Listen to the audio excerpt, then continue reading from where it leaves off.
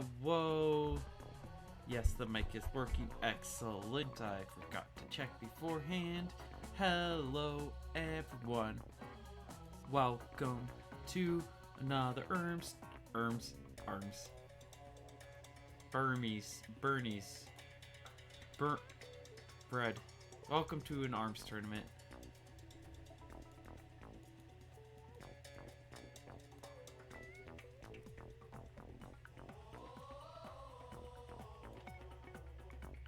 I am Leave.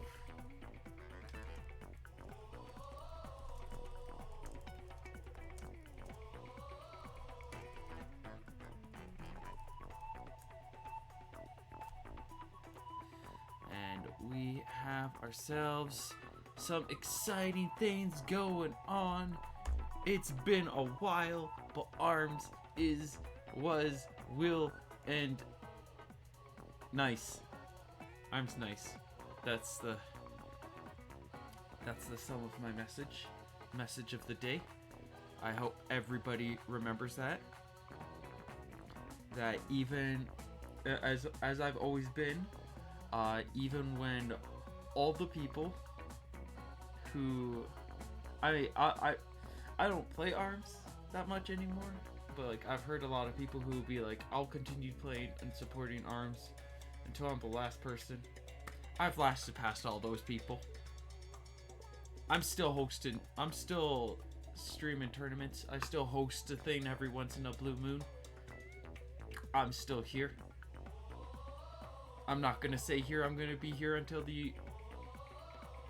I'm the last person in the active ARMS community, because then I have no content to create. But you know, if there's people who are wanting to hang out and play ARMS and they want me involved, I want to be involved. Because I don't know about you. I don't know about me. I don't know about nobody who's watching me right now. Bam! Right in the self-esteem. I'm sure people will turn up in a moment. It is ARMS. There's a few people who like ARMS. In fact, we actually have enough people interested in ARMS here today to organize and run an 8-person invitational bracket. You heard that right. We have 8 of the best players from the previous season of ARMS here, ready to play some awesome springy, bendy arm game action. And I'm here to talk about it. I've got some groove. I've got some mojo. I am in the mood. And I'm still very much me. And it means that like once the action's going, you'll see me pick up a little bit. But I have a lot going on in my life. Also, I'm just the kind of person that I pause and stutter a lot, especially if I'm trying to read other information. Play Pi. I don't know who Pi is. I'm guessing that's him.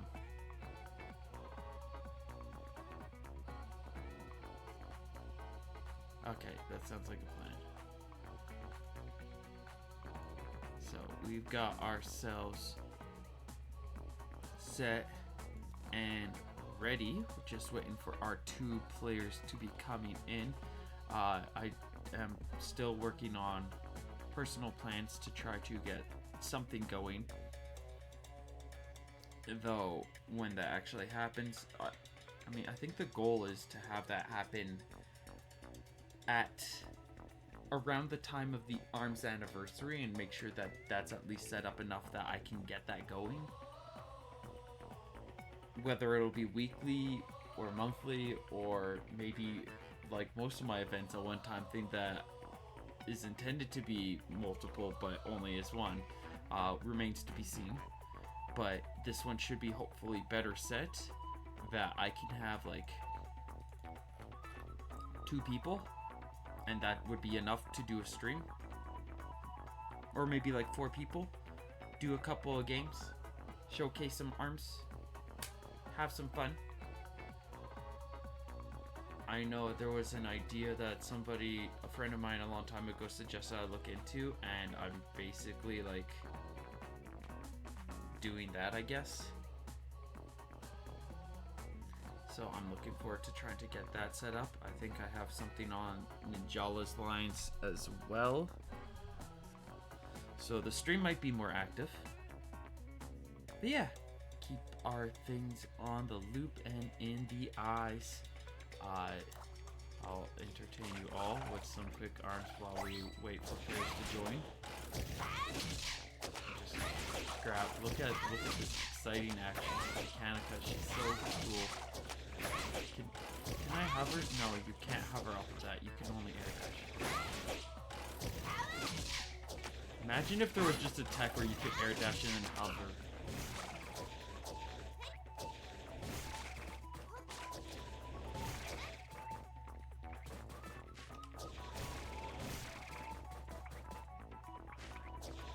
That would be so cool.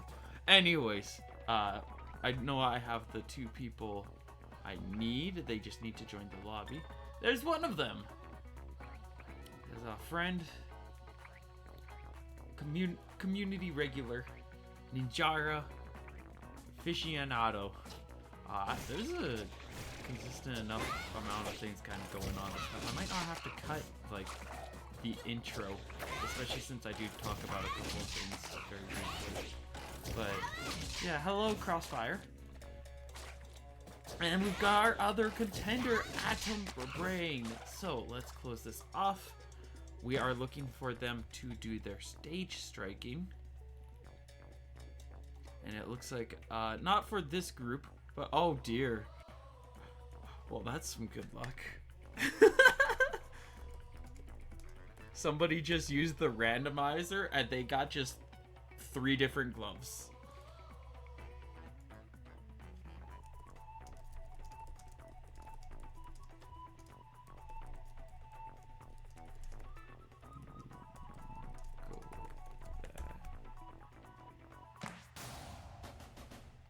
But yeah, looks like we do have our players ready. For most of the community knows, Garrison Ninjara continuing to climb up the ranks, improving his skills. I forget what his loadout generally is. My memory is finally starting to falter on this game. It took 5 years. And then we've got Atom Brain, who generally very exceptional with gloves, likes his Guardian. We've seen him do a lot of different things. He's got a Master Mummy now on the side.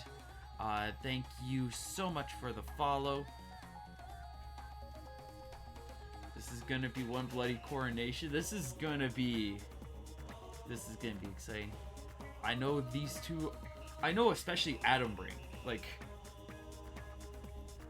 he has continued to climb and climb and climb in regards to my reverence and his performance in competitive arms.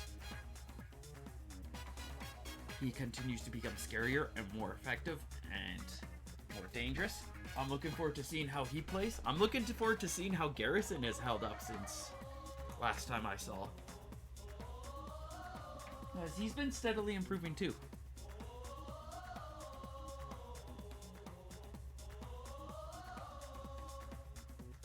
We do have a bunch of other participants as well. If you want to see that, I will put a link in chat. For watchers of the VOD, you will probably see, maybe not all of them, but you will see most of them likely turn up at some point during the bracket. We've got Pixelator, we've got Loss, we've got Garrison and Atom Brain who are here.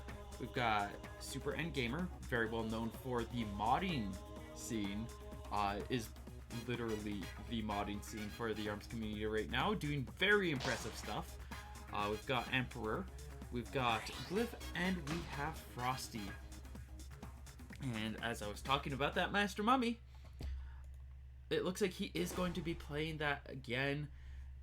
You play this game long enough, you're going to start to want to dabble. You're going to want to start playing around, trying different things.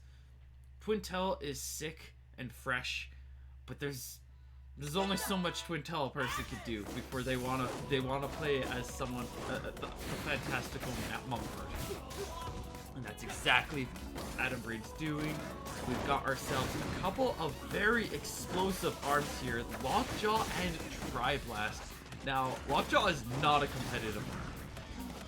I mean, it can be, if with enough experience, with enough practice. Arguably every arm except the Blammer can be very competitively viable. And if you try really hard, you can kind of make Kablammer work sometimes too. But yeah, it's a really difficult arm to use, but you get so many shots out of it. Like, it is a heavy arm with 2 projectiles, and one of those is explosive. It's the only explosive arm that won't self-detonate on you. It's very friendly. It's very helpful.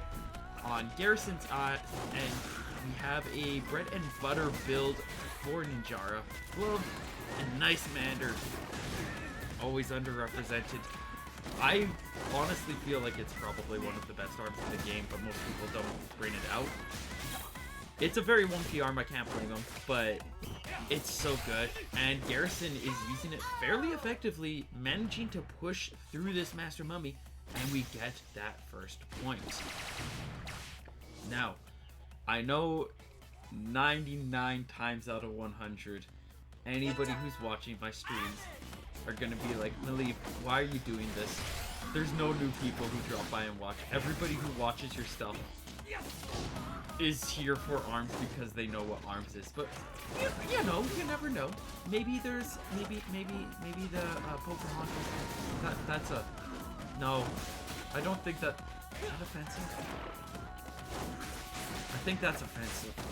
I apologize for saying that if that's offensive. Let's pick a different name. Like maybe Dendy. Maybe Dendy's never played the game before. Everybody knows that's a complete lie, knowing who Dendy is. But let's pretend. No, you know what? I have a better character. Let's say Kess. Kess is coming in. She's never seen this game. What's arms? So, what we're kind of seeing here right now is it's a 3D arena brawler, or a fighting game essentially. Both sides have about 1,000 hit points, which roughly translates to 100 essentially. It's just 1,000 means they can do decibels a little bit more easily. And you've got these spring-loaded arms that you're seeing here that you can utilize to reach halfway across from the stadium. You can punch your opponent right in the face. Really fun way to kind of mix around that ground of like, oh, that's gonna open now. Find like that strange middle ground between like melee combat and ranged combat.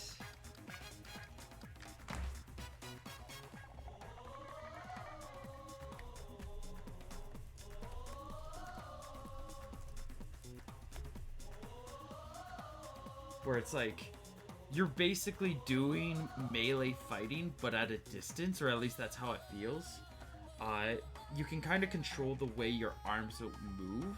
It actually really works like imagine you swinging a punch at somebody, but the arm just extends. That's pretty much what arms is. And you got rock, paper, scissors, different arm types counter certain types. You got a wide assortment of characters. By wide, I mean 15, 16. Somebody corrects me on the specific numbers, but it's like up there. Each one has their own special playstyle, mechanics, strengths, weaknesses that you want to be aware of that can give certain character players the edge. And I forgot where my train of thought was going. But you get the idea. This is like, I can explain the game, but it's really self-explanatory. Like, you look at what's going on the screen, you know what's going on. They're trying to punch each other. Some of the arms are wacky. If you charge them up by holding a dash or holding your shield, they get some special effects, like these flames that Garrison's having. The popper on the right gets a really nice wind effect that can blow opponents away, and also creates a very popular song that recently released that I enjoyed very much on YouTube. thanks to the Miku soundboard. Shoutouts to that. But yeah. So, Min-Min's thing, as we're going to see right there, is when you fully charge up, you get to activate what is known as Dragon Arm. Now, Dragon Arm has a couple of nice things. It makes your arm bigger, known as girth in this game, and it also permacharges. Those are two very strong and positive things, and we can see because of that, Adam Brain's going to be able to use this ice arm to constantly freeze Garrison down. Adam's just like, where the other round was very much in Garrison's favor because Adam could not find chance to really charge up. This one is a literal reversal. Tried and true as can be. We are even getting a perfect here. Should have stayed on Adam so we could get that nice perfect on that moment. Quickly dive in. Both players itching to get this round going. Looking for their action. Garrison gonna be able to put a little bit more pressure on Adam Brain this time around.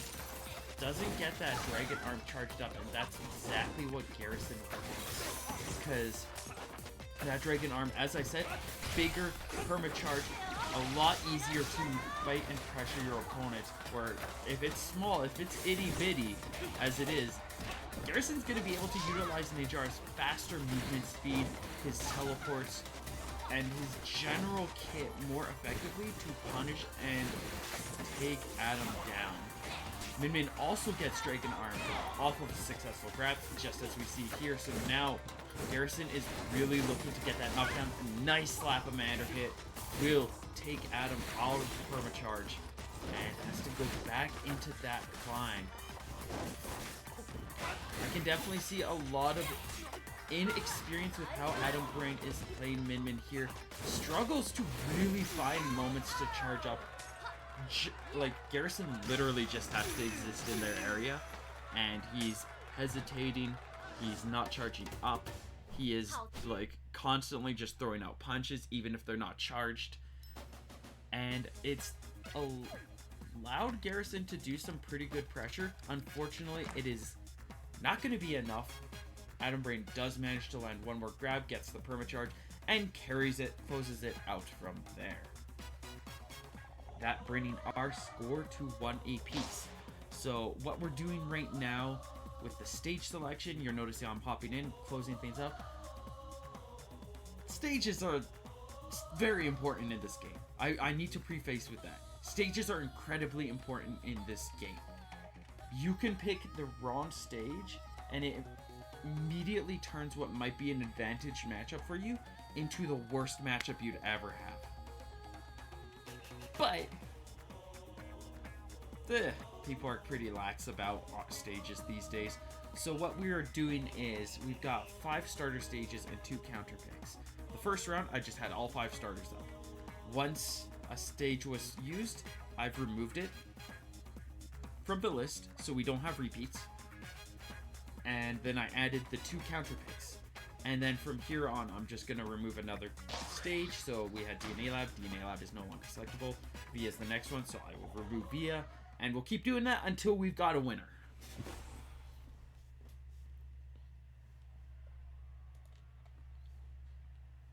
Heading into our next round, which is Via, we're going to notice that it is a huge turn of... It is a mirror. Or like, no, not a mirror. It's the opposite of what we saw with DNA Lab, where DNA Lab was very open. It was very, or it had a lot of space. It had a lot of tubes. There was a lot of room, end of the day, and a lot of cover. This is a Tetramino piece. Splatoon players hate it. You show a Splatoon 3 competitive player this stage, and they're probably going to be very sad. But in ARMS, it's a very hyper... I mean, I guess in Splatoon 2, the Tetramino stages are very hyper-aggressive, so that's not really saying much. But it's probably the most aggressive stage in ARMS. Aside from, like, sparring rings. You get height advantage when your opponent's backed up against the corner. they have like so little breathing room, as you can see with Garrison like effectively pinning Adam Brain there with some aggression. It is a very scary stage to get knocked down on, because you get knocked down, you usually get pushed back a good distance, and as you can see, there's not much space to work with. So if you get knocked down, you're probably immediately in a corner, and you're immediately dealing with some corner pressure. Nobody likes that. Nobody likes dealing with corner pressure. Nice catch from Garrison. Seeing that fear starting to really catch in, that Adam Brain just does not have that. I know he's made a note of like, are you good with every character, but like I think he's starting to catch on that Adam Brain doesn't have nearly as much confidence in Min Min as he would like to admit. There's a lot of hesitation, there's a lot of patience and slow movement. Garrison just has to play aggressively and cover. Keep up good cover, and this fight's pretty much set in his name, as we're seeing him just keep up this pace, get a couple of nice shots. Adam Brain's throwing out a lot of shields too that can easily be grabbed. It's a fine Min Min. It is a fine Min Min, but Adam just does not find dragon armed opportunities like a Min Min needs. So all Garrison has to do is keep up the pressure, make sure that he's not making incredibly sloppy plays, and that kind of seals these rounds in the bag for him. I'm expecting Adam Brain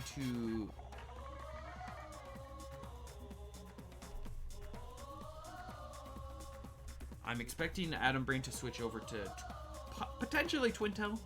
That said, we are pretty early in, so I'm not 100% expecting it, because what a lot of people do is they're more interested in the games than they are in the actual like placement. So like they'll throw, or not literally throw, but like they will play at a notable disadvantage until they're backed up against the literal wall, like comeback bracket. They have like they're like at a 0-3 disadvantage or 0-2 disadvantage, and they need to like turn things around if they want to advance the bracket. Then they'll pull out all the stops. We've seen this with a very popular character player known as Rip. We see it with Adam right here. I've seen it with Astro Ninja, known as the top arms player in North America.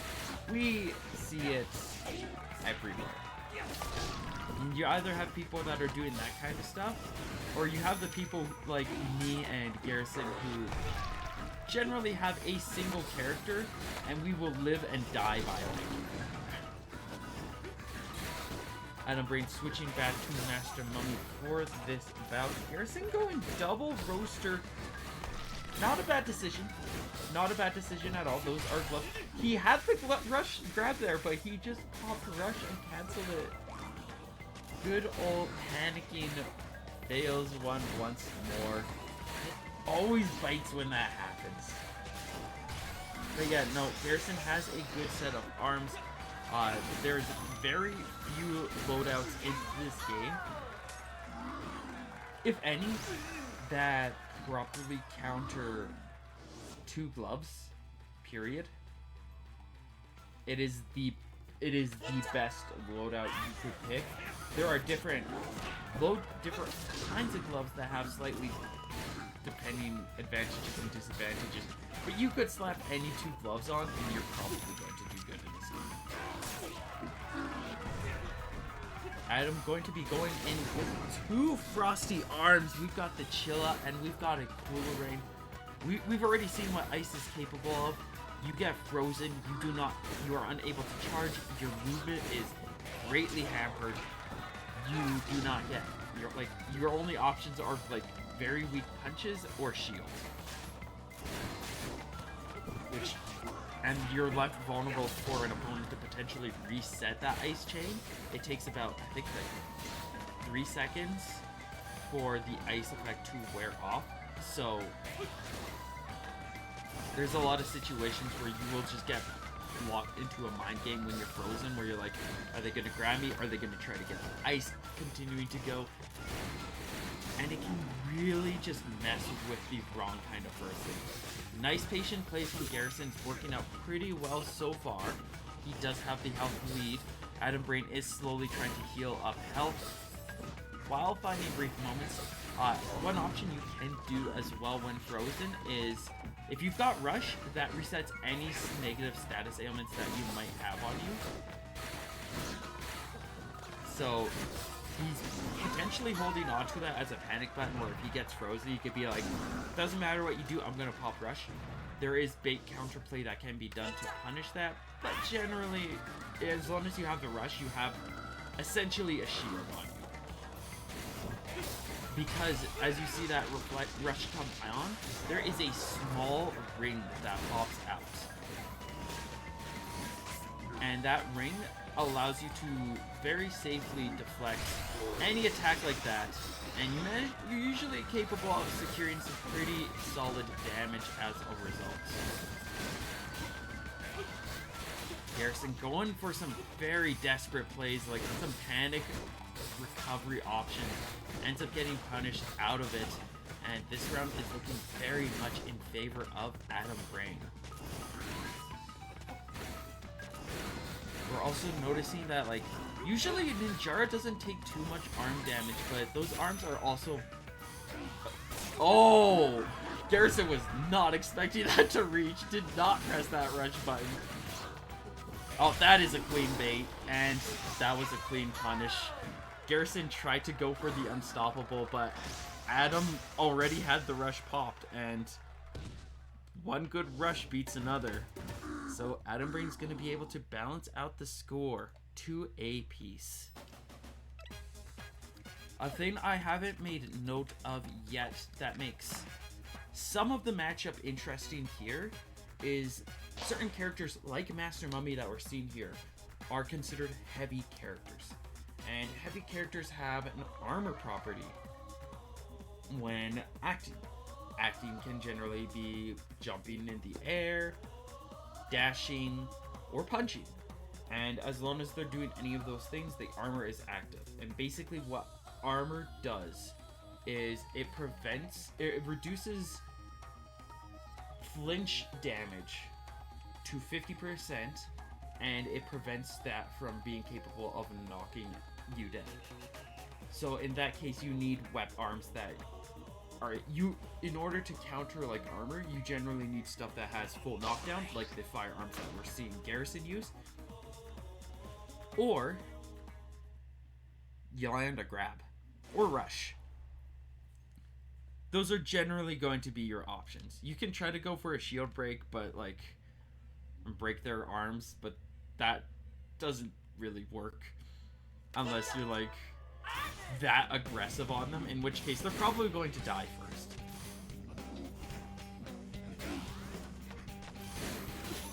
Quickly gets the freeze.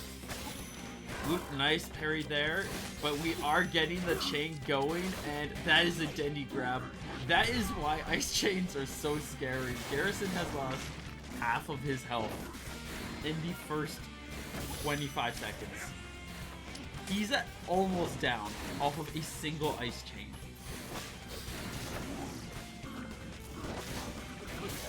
And yeah, like if you let your guard down, if you panic a little too much, or you just get outread, you have a massive hill to climb to turn things around. We are seeing some very impressive plays. He actually can turn this around if he lands the rush. Oh no, that center platform of Mausoleum has been opened up. This is now a camping game. He is trying to close that distance, and he lands the grab. I don't think he was actually hoping for that. Tries to go punish the shield, is not capable of doing that. And now Garrison essentially just has to wait things out, though Adam can heal up with his shield. And Garrison notices that, tries to charge in, and he's gonna eat a Chilla to the face as punishment. That was a painful one. But when you're not careful, you get read out like that. Personal favorite arm of mine coming into play. Not a good arm. But it is fun. He's actually missed a couple of chances to get rush confirms, and it looks like he is just going to do a idle fight. He's trying to taunt, or he's trying to bait Adam into making misplays, not moving at all. But also, we do have Master Mummy who can literally just like wait and shield. Like, if Garrison keeps just choosing to stand still, yeah, Adam can literally just wait. There's very little reason in a lot of situations. Like, Garrison can start mixing things up, but like, if Adam's on his toes and he's just paying attention, he can literally just wait it out. We do get a perfect though. I feel like that one was just a bunch of really weird plays from Adam, and also, like I said, I love Whammer. It's not a good arm. It is not a good arm, especially against a character like Ninjara who can literally just blink and they're out. Like, they just casually stroll and they're out of the way of that thing. Here we go. Oh, he misses it! That was a trampoline confirmed that he ended whiffing. Garrison feeling the fear there, eats 310 damage as he leaps into the rush. Had a really saucy round there. I was talking smack the whole time, but it worked. But this time, I mean, also Adam doesn't have -1 arms. Garrison, like, I'm just gonna stand here and do nothing. And like, Adam could literally just be like, bet, I'm in advantage, I'm just gonna wait and shield. Why it took him so long to try to punish that, I'm guessing there's some like notable lag going on between these two. Garrison again punishing himself. He had it, the grab, but he was so twitch fingered that he just waltzed himself into his own loss. And I think, oh no, he's gonna live this, but he needs, oh, he gets the roaster. 10 seconds left on the clock. I think he needs to land a grab, because Adam's just gonna wait things out. Can't land that grab, and is going to get taken down. Adam Brain will be advancing 3-2 by the skin of his teeth in a very impressive match. Some fun games going on there. Some fun back and forth. Looking at the roster, it looks like Pixel was able to take loss out 3-0. So we've actually got, those two can immediately jump into their match, and Pixel and Adam will probably be on stream in a little while. I think we are going to actually be doing, oh no, they are having their match. I thought they were going to be streamed, never mind. And so we can do Frosty. Yeah, Glyph and Frosty is on stream, I believe, then. So let's get that set up. Glyph, if I remember, is a fairly newer player. Definitely one that I do not have as much knowledge of. Or not too as much memory of. Or I might, and my short memory span is failing me. But that doesn't discredit them as a player, a contender, or an individual in the slightest. It just means that this old lady is not even that old. I'm 30. Why am I calling myself old? Well, let me get the stages set up once again. Up, bam.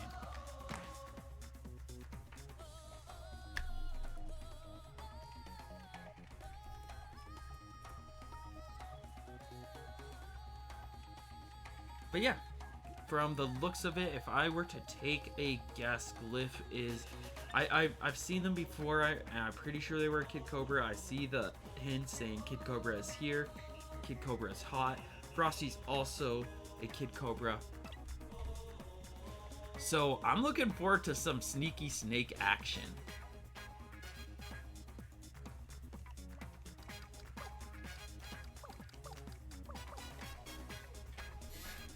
Hello, Garrison.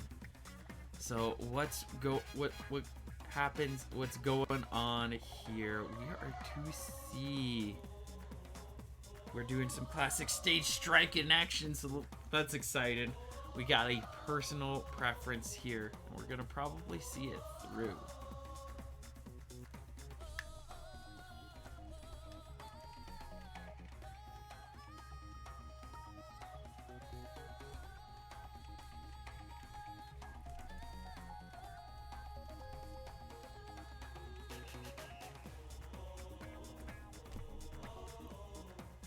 Yeah, I hope all of you in viewerland are doing well.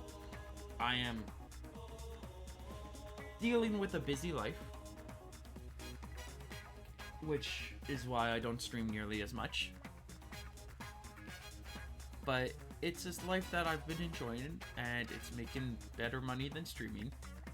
I barely made any money off of streaming. I have made more this month alone than I have ever made in streaming in a full year. We'll just say that. Looks like we have Buster Beach and Sparring Ring as our two options. If Frosty got to choose, we'd be going to Sparring Ring. Glyph agrees, so I'm sure Frosty is a happy individual right here.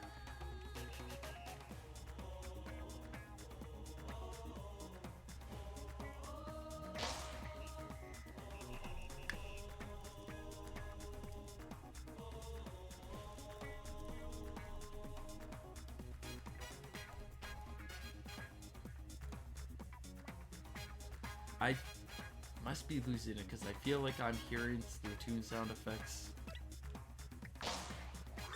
They're definitely not in this game. I've played too much Splatoon recently. I'm almost able to do like X battles, and I'm pretty excited about that. Alright, so Frosty, a very classic cold cut Kid Cobra. He's the cold cut Kid Cobra! Oh my goodness! He's the cold cut Kid Cobra! We've got Cooler and we've got Hydra. We have the classics on this man. And on Glyph, we've got a much more mix up of style. We've got the Coolerang. Oh no, the Burchucks, which, while I say it's a mix-up, that's like a meta pick for Kid Cobra.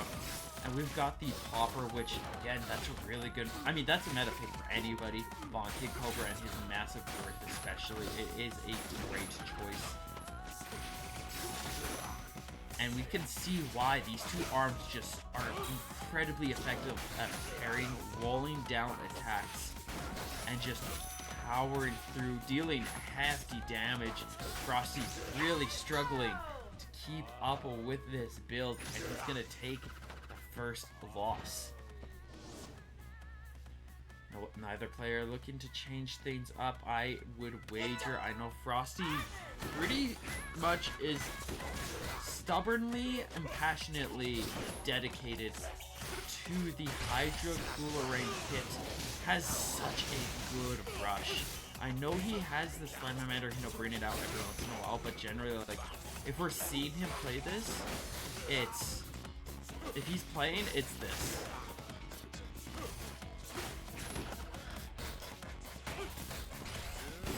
Yeah, that's something to keep in mind with, like, I mean, that's where ARMS is these days.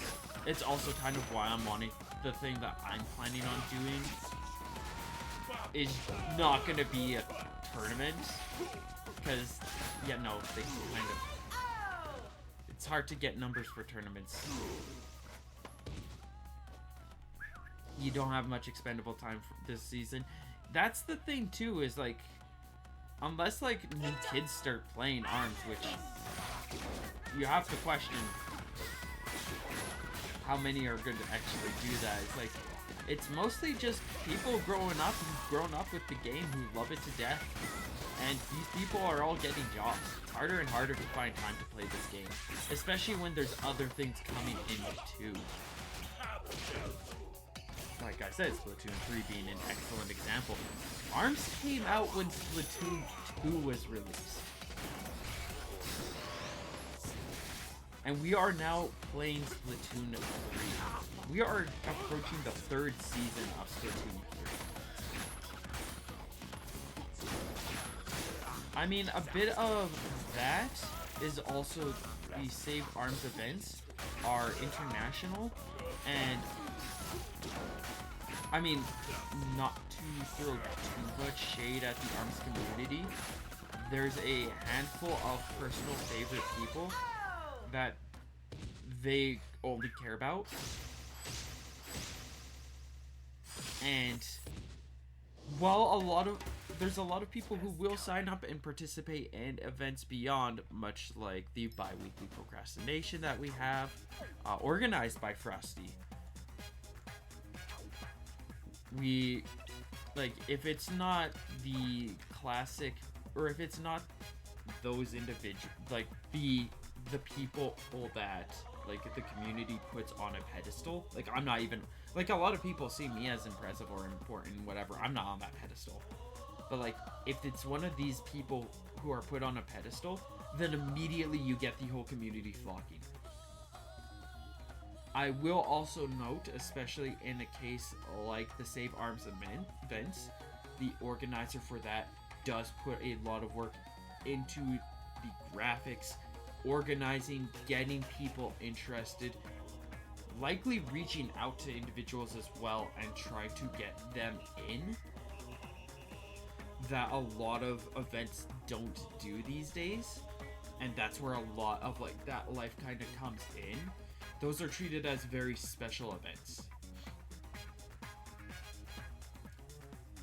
And so it's more likely that people will flock towards them.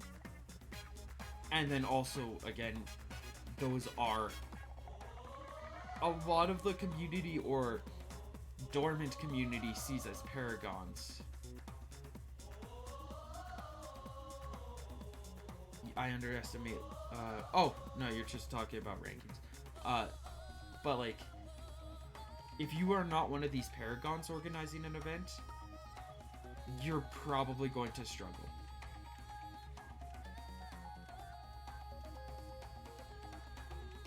Yeah, and that is an important note. These aren't necessarily...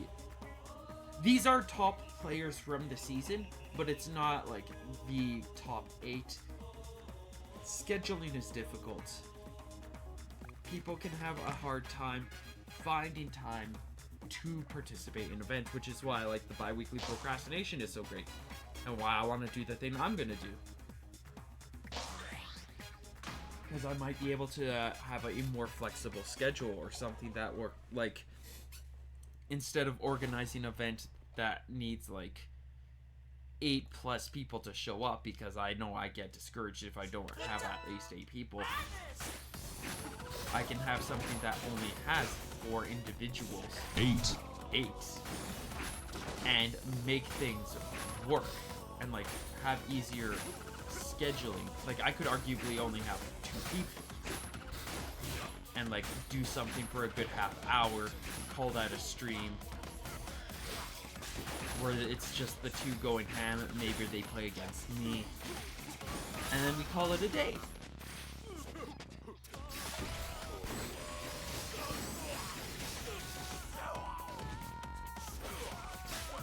Anyways, talking about the community and where it is in its like aside, we did have a really good match some time ago where Frosty was able to get like show off some of the reason why he loves this build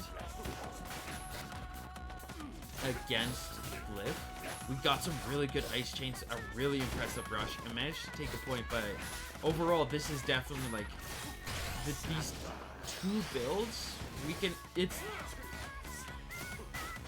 this fight here going on.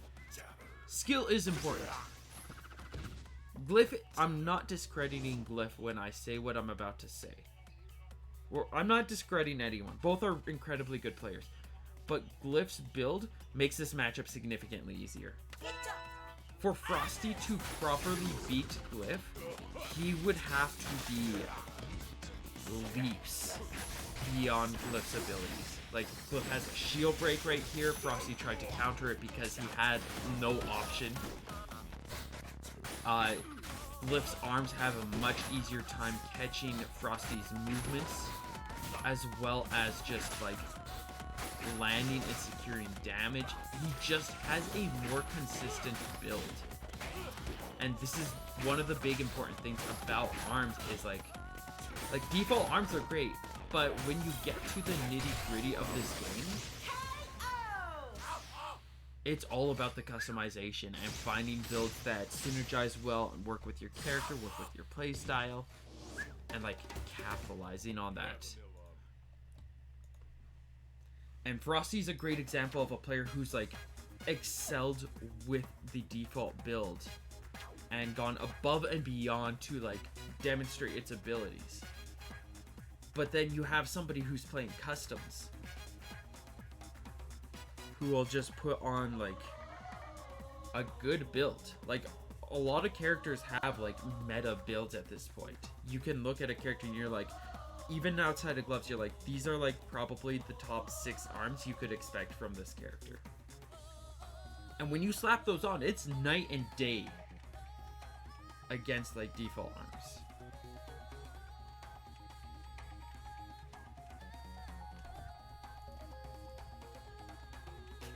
It makes you feel, but it also is like, it really shows just like how in depth this game is.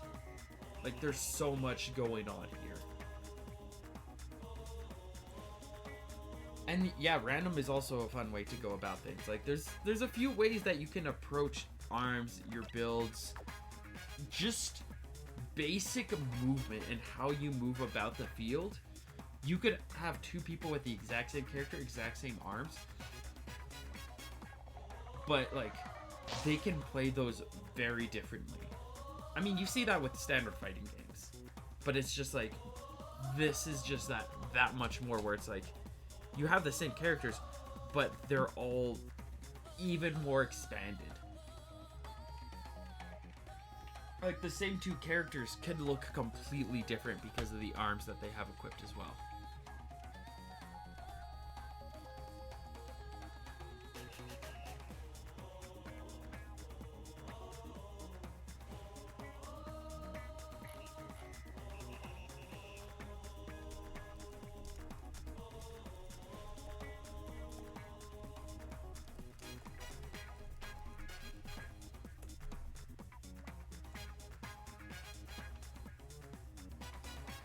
Who do you think is the play with the most potential? There's some underrated upcoming players. I mean, at this point, that's going to be a default. I don't know the players enough these days. I don't run many events, so I don't get to know them too well. B, upcoming, like, new fresh talent, they're always underrated. It's literally the law of the land. Arms is like, a lot of the community is so built on like pedestals and putting certain like seniors above the newer players so often that it's just constant underestimating of like fresh blood. This game is solved enough that it's like, you can be a relatively new player and it's like, there's a lot of like very minute things that are poorly documented and recorded that I still have in my head, fortunately. But like, overall, like, you can come in as a new player and you're probably going to pretty quickly figure out how to be good at this game, and then you're going to be able to perform and put pressure on a lot of new, like, top players. Granted, a part of the reason why is also because the best arms in the game are by far the easiest, so you don't even have to be that good to be good. like, not calling people out, but like, I keep saying that. You're all welcome to say I'm calling people out or like trash talk me for being a snob here or an elitist, if that's what it comes off as. Do let me know if I'm coming off as elitist, because we do want this game, we do want the community to be a lot more like open-ended, a lot more welcoming, inviting. But yeah, like, it really isn't hard to be like quote-unquote good. To be like incredibly good, like a lot of the, I wouldn't say the old day top players, but like to be able to perform at the level that you see me to when I'm in my prime, to be able to perform to the level that you see Astro Ninja play, to be able to perform at like these kind of levels requires more knowledge than just being able to punch with your gloves.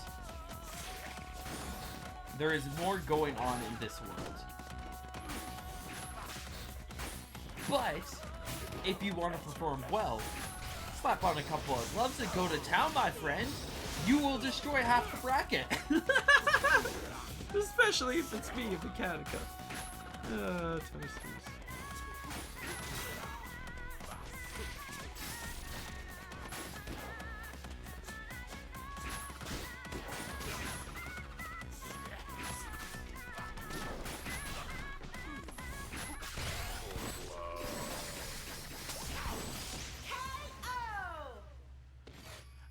Yeah, it looks like Glyph is going to be able to take Frosty out to 3-0 and will be advancing.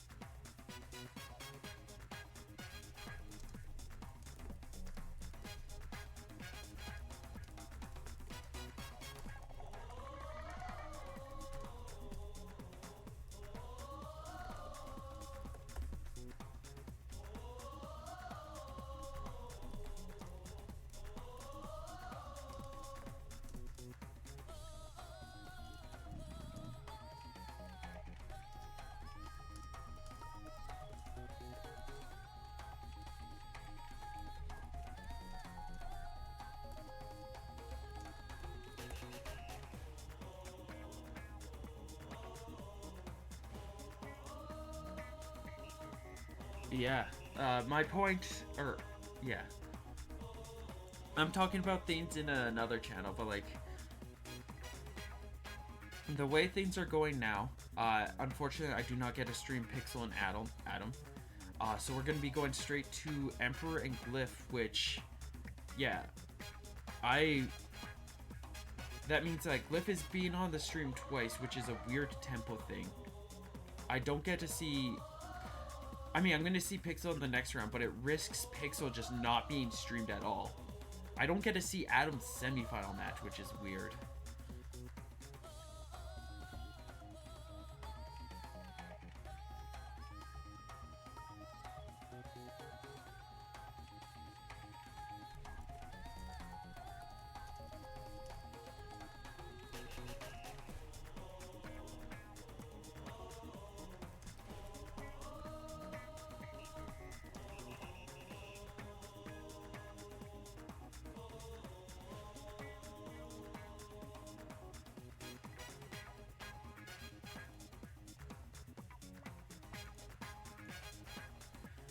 Pixel already beat Adam. Yeah, I know. I'm kind of just like venting slightly.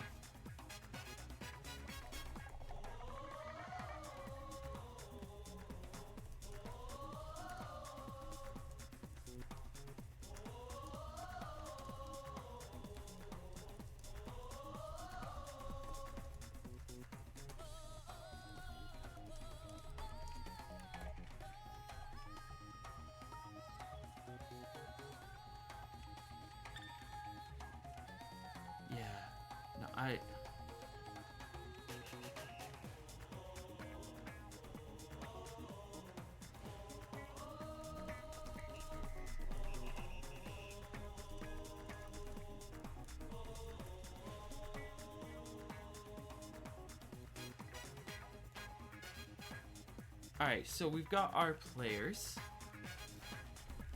We are going to be doing Emperor and Glyph, which I believe Emperor is going very, very random. So, Madness versus a good competitive Kid Cobra build. Curious to see how this is going to turn out.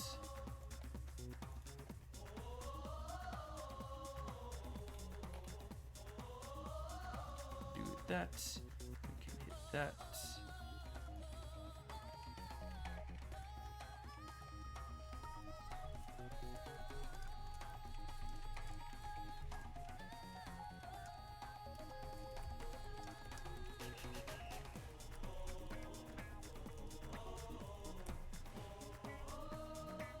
So let's keep things going. Just go randoms.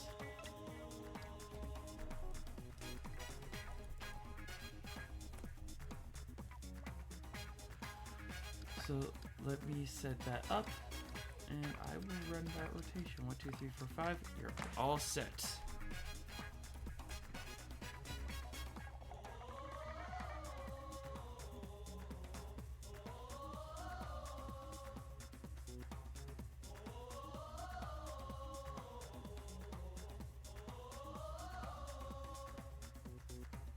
Yeah, now, like, they're both the loser sides. Yeah, now they've immediately locked me in. I know what they were trying to do to help, but they've immediately locked me into having to follow, like, one of them. Until they get knocked out. Oh! Or we could have 2 Lola Pops. Wait, are they both going random? Wait, Emperor got Scrapstar. He betrayed! They betrayed the pick.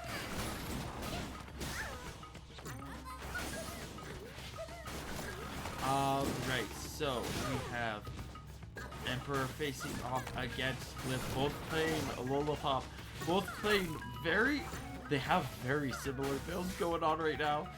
We've got, it's more stylistic changes with Dragon just being better Kablammer here. Hopper, so this is another situation where I don't think it's intentional, but we do at a very base definition. Glyph just has better arms than Emperor. It's not the default scenario, but Dragon is a much better ranged arm than Kablammer. Kablammer's a good defensive arm, or it's a mediocre defensive arm. It can work, but it just doesn't. It can struggle at a ranged. Dragon does a lot better, and then Cracker just doesn't have the confirms that Popper Hat does. So I feel like Emperor making a wise choice here. Switching over to the Toaster, has to play an aggressive game here. Glyph has a very long-range build, and on a character like Lollipop, we'll be doing phenomenal. Like, Emperor is going to have a hard time approaching because they are playing Lollipop, first off. Second off, also, please do not be afraid to give me pronouns if I am getting the pronouns incorrect. Those are helpful and appreciated. But yeah, Lollipop can struggle with approaching, but Lollipop's really good at escaping. So Emperor is still put at a back heel, but this loadout is significantly better, and we are seeing those results from the fact that Emperor has managed to secure some damage. It might be leaning heavily on getting those rushes to the end and not getting rushed. Him, perfect, thank you. So Glyph is going to be able to take the first point here. Yeah, no, Glyph's just picking better arms. It's just, oh, this is supposed to be the code is visible. It's been visible this whole time. Oh, that's why. I had to swap this back. Bam, there we go. Okay, so Temple Grounds is gone. Via and Scrap are open. Alright. Let's... No!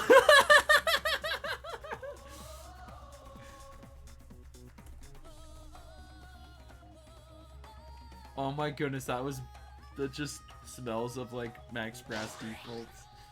Oh, that's an interesting Kid Cobra build you got there. I can see it working. I can see it working. I don't think the nade is a good go-to pick here. I'd actually go homie Coolerang and see what happens.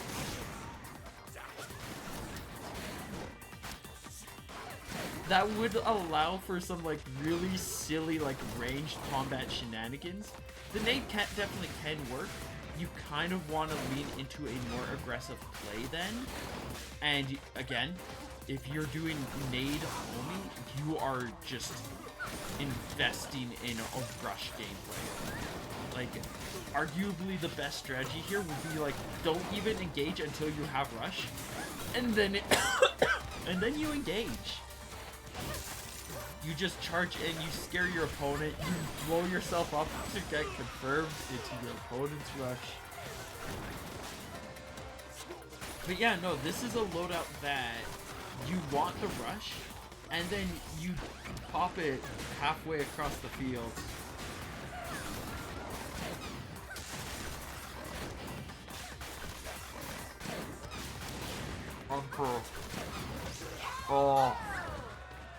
Oh, that hurt to watch.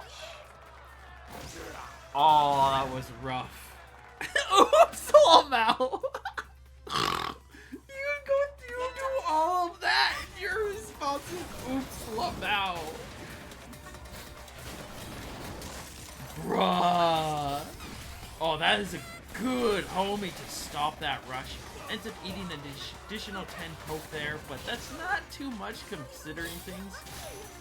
Yeah, we're already seeing this loadout doing numbers.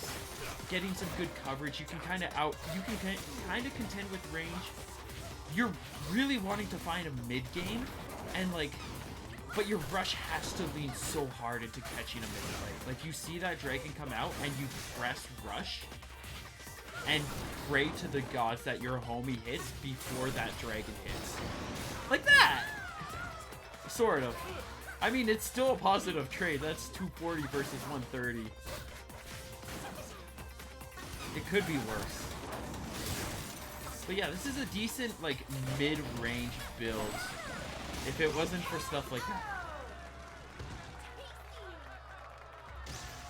Good effort, though. That second round was a lot better. I haven't played Cobra since 2022. That's only like 6 months ago, dude. I haven't played Mechanica in maybe a year. And this is me absolutely gloating and being a snob. I haven't played Mechanica in over a year. I could walk into this arena, I could clobber both of you. I could clobber both of you right now. 2-on-1. Malieve. Dunks. We ball? Do it. Absolute medicine. Let's go! God, I remember when I was so, like... There was a while where I got, like... Oh, never mind. Okay, we got a good stage. There was a while where I was, like... I am still doing it, but also... Thank you for the follow. I was a little more... concerned with, like, I would give feedback during the match and try and try to take things seriously. You know what, it's more fun to take the piss off of myself. It's more fun just... Oh, Glyph is going double dragon. Yeah, this would have been a good time to have that conversation. One of those other conversations. Well, I mean, we can always do a Q&A, chat. You ever had a question for the Scrapstar Popstar Malieve tournament organizer since a few months into the game? competitive all-star. 4th Evo Japan, 4th Takage. Autistic pile of trash. Now's your time. But otherwise, I can talk about a few things otherwise. There's still things to discuss. We'll talk about the stage for a little bit. So, what is Mausoleum? Most people know it as a circle with a very annoying trampoline in the middle. It's arguably one of the most well-rounded stages. It is for like competitive. Oh dear. Oh dear. Oh that. Oh.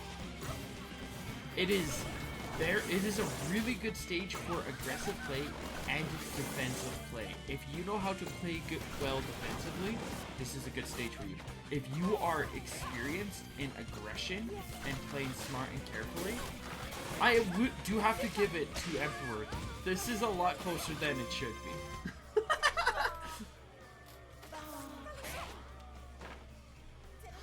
But, like, you can approach it really well, and you can keep people away really well.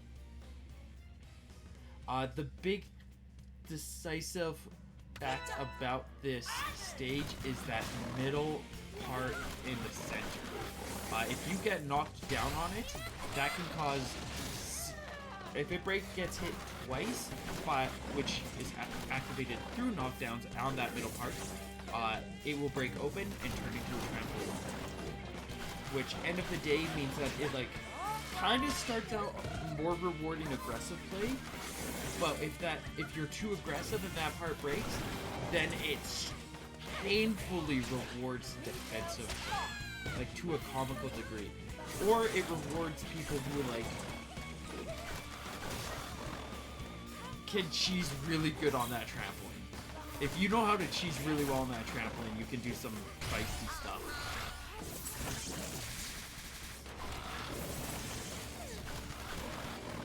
This is the home to one of the weaker characters in the competitive scene, but still, I mean, I honestly don't believe any character goes below, like, B.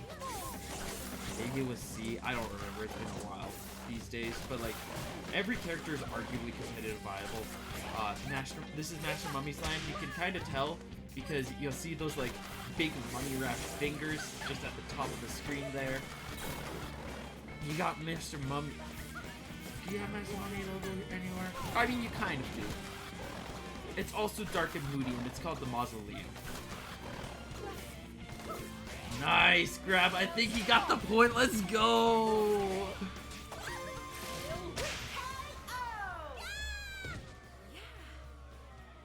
Recorded live on Twitch.tv.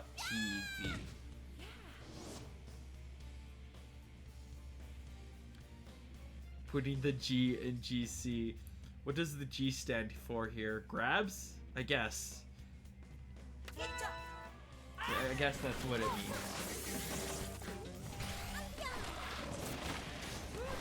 Good dragon angles there. Those shields should have been capable of blocking those shots, but just because of that really nice angle, Glyph was able just to peek right over top and secured a very nice rush. Yeah, no, GG's.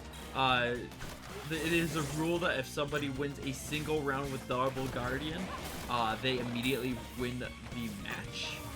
So this is now 3-0 for Emperor. Glyph's points actually get reset. And Emperor gets the advance in bracket. That would be so frustrating and cheesy. Because you know people would, like, get really good at cheesing with Double Guardian. And, like, that sounds arguably worse than, like, the double glove meta that our scene can be plagued with.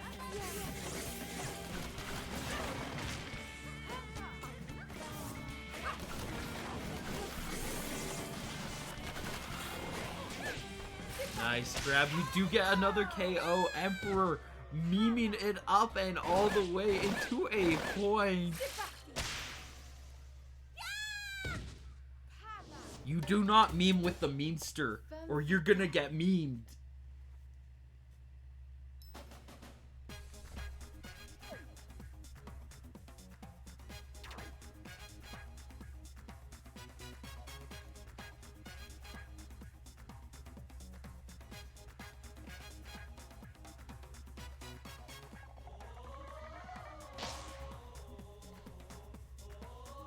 Someone clip the entire set. Do it. Do it. I mean, there is a highlight feature. 8. Or wait, no. Highlights for me. I mean, if somebody pokes me and reminds me, I can make a highlight later.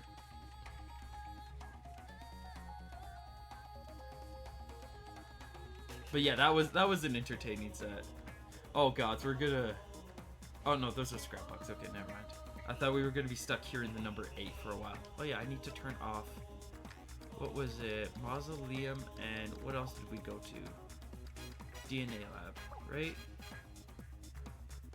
Yeah.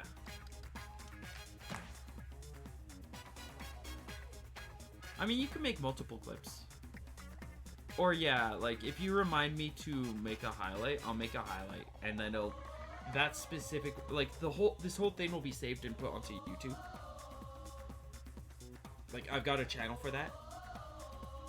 But if you want the specific highlight, I can make a highlight. Just remind me to do that after the stream.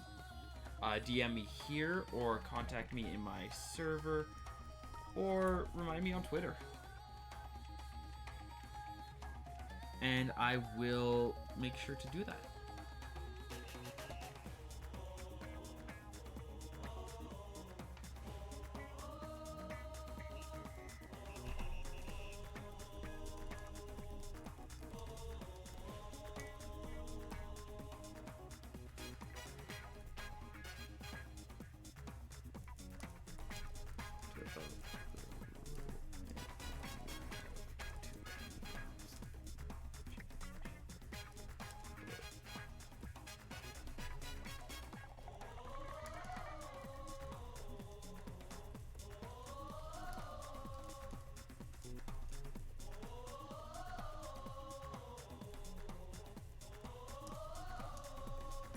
There we go. I'll just make that note.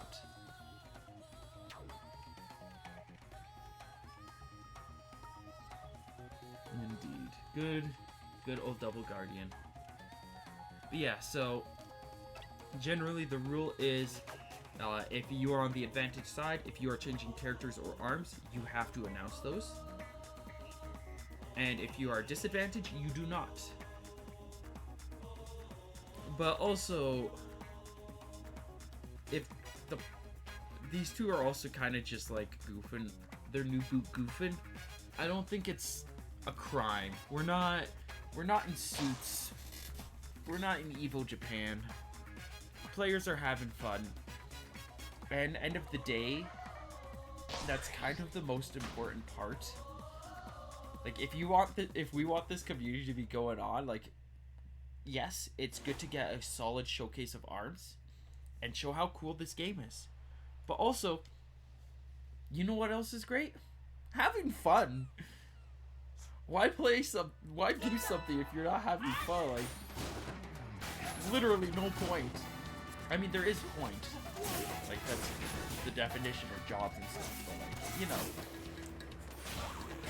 you kind of need to be able to have fun with the stuff you're doing. And I mean, even the jobs that you do, if you're not doing a job you're not having fun with, you should probably try to find, if it's possible, be the key note here, because it can be a little impossible in situations.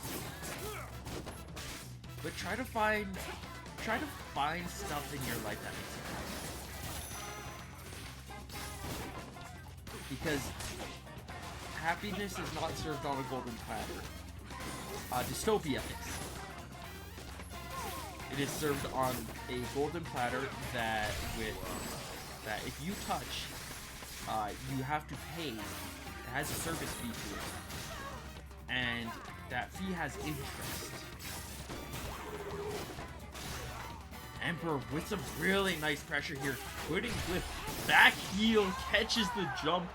Parabola Ram walling out that attack. And is going to be able to claim a game point. Looking for a second set to bring the score to 2 apiece. Emperor is sweating now.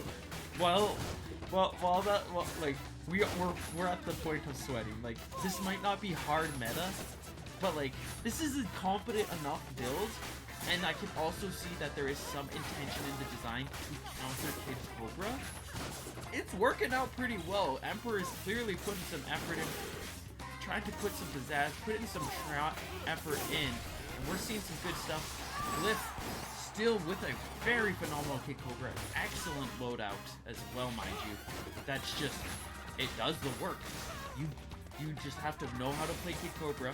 You have to know how to play these arms, and they will sing for you. Glyph holding onto a notable lead here, taking this round a lot more seriously. Right now that he has recognized that Emperor's loadout is nothing to sneeze at.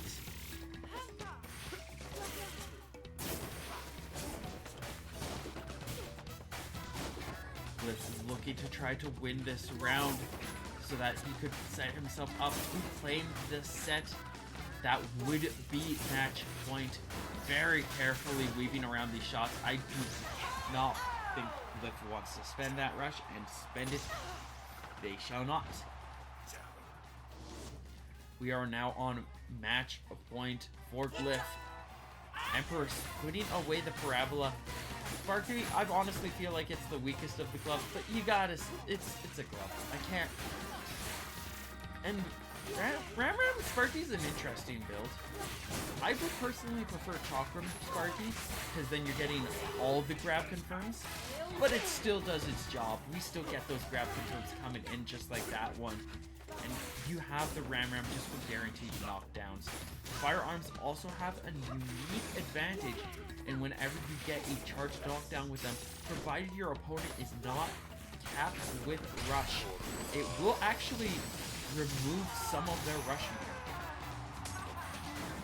Nice hit with that charged popper allows Glyph to keep Emperor away, because this is very much a pressuring build, and it is going to do some pressuring right here. 355, right finishing touch as well.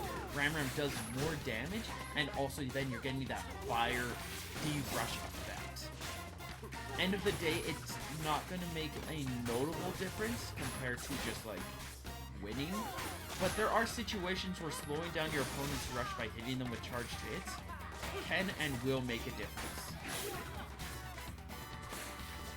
There's the grab, and that is the point. Emperor getting really close, but just could not break it even. Glyph will be advancing 3-1 to the winners finals.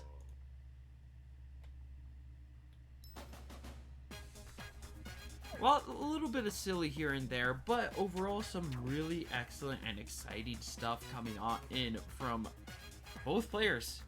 Major props to Emperor for showing some cool stuff and doing some good fighting. That does put Emperor down to be facing off against Garrison.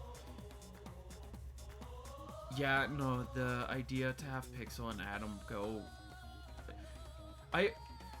I'm gonna say this right now. I do actually kind of appreciate the silly moment Emperor and Glyph, because that slew things down enough, or hopefully enough to balance out the fact that one of our matches that we needed to stream ran without us.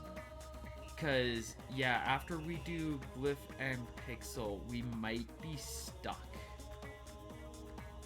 waiting. Like, whoever wins between SNG and Frosty will have to wait. Or either Adam has to wait, or Emperor and Garrison have to wait. Or are we going to the bottom now? Frosty. Wait.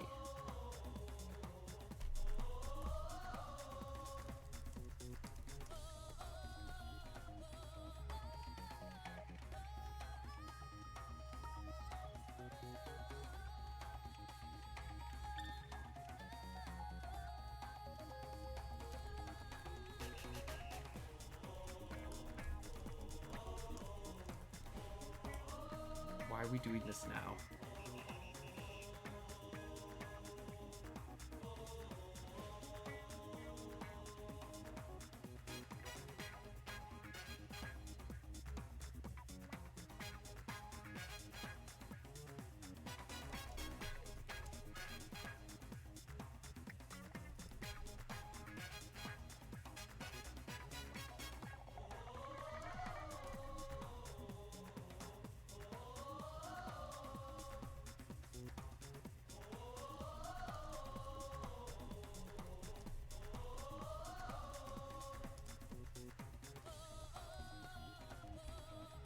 This is gonna take hours. Oh. I guess we're waiting on winners finals, and we are going to be doing...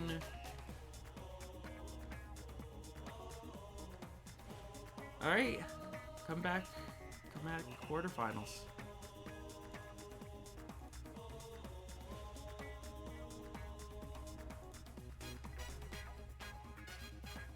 Or no, this would be...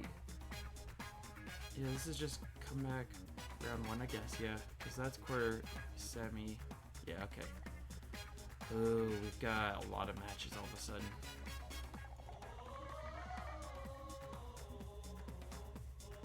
That went up from, like... I was thinking 1, 2, 3, 4, 5, maybe 6 to 1, 2, 3, 4, 5... I mean, it's just one extra one, but like that one extra one should have been done by now. At this rate, it's like, I mean, we might as well do all of them.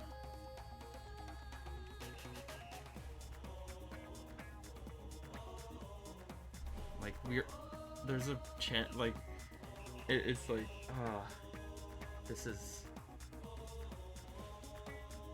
this ain't it in order. We're gonna be stuck watching like an entire half of the bracket climb. I mean, it can work. It can work. We can make this work. But yeah.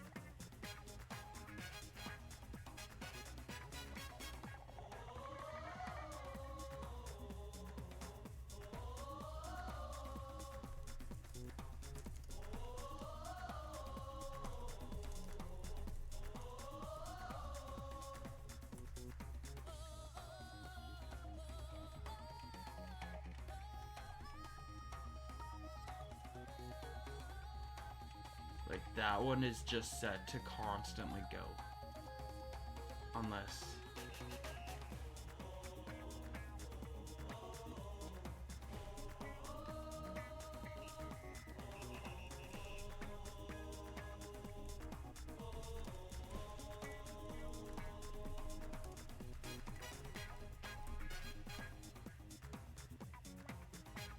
Anyways.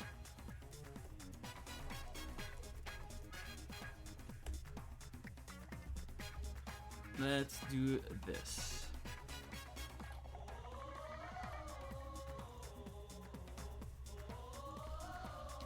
Alright.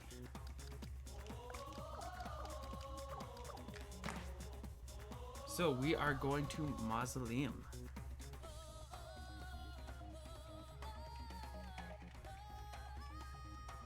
Yeah, so winners can take a breather. We're at the winners finals. Y'all should be like at like progressing through losers round 2 at this point.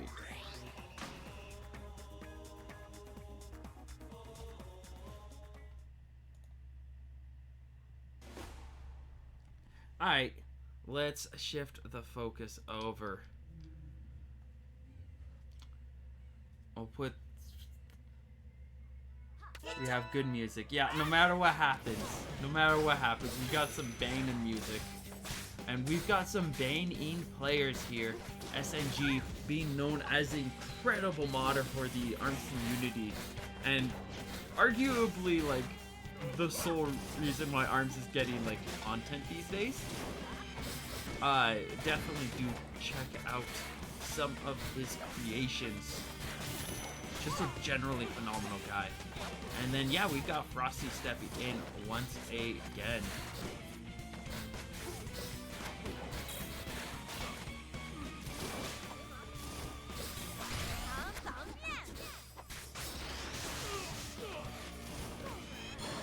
Nice rush gets N-Guy the dragon. Did he even get... Yeah, he did. It's the cooler rain. Gives him a chance to get that dragon arm charged up. We got a big beefy cooler rain coming in for some additional pressure and freeze. Really good at catching those jumps as well, I'm just seeing right there. Nice deflect with that roaster. Something that a lot of people do not realize here is that rush increases the weight of your arms by 1, which usually means that stuff like Cool Rain becomes heavy and it's a lot harder to compete with. And it does the same for Hydra. Unfortunately, it's only a medium weight arm and stuff like, and this is one of the reasons why gloves are so strong too. One of the many, many reasons. That means that when a rush comes off, a glove can punch through something like a Hydra rush. Which means that it's, if you do not land that part, or if you do not land the other half, you are missing out on like a huge portion of your pressure and damage. And it can lead into pressure opportunities or punish plays like what we saw just a few moments ago with N-Guy. Roaster was out, could not parry this time. Nice catch. Good grab from Frosty and cannot go for the confirm here as he does not have rush, but does get a little bit of damage, and that also just kind of forces N-Guy back enough that Frosty is in a defensive position that he wants to be in this matchup.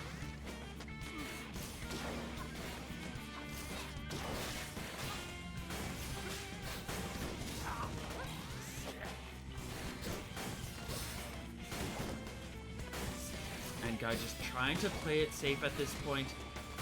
Unless he sees a window to go in for the rush, he's probably keeping his distance. Gets the grab, and he's going to be able to score a very, very nice point.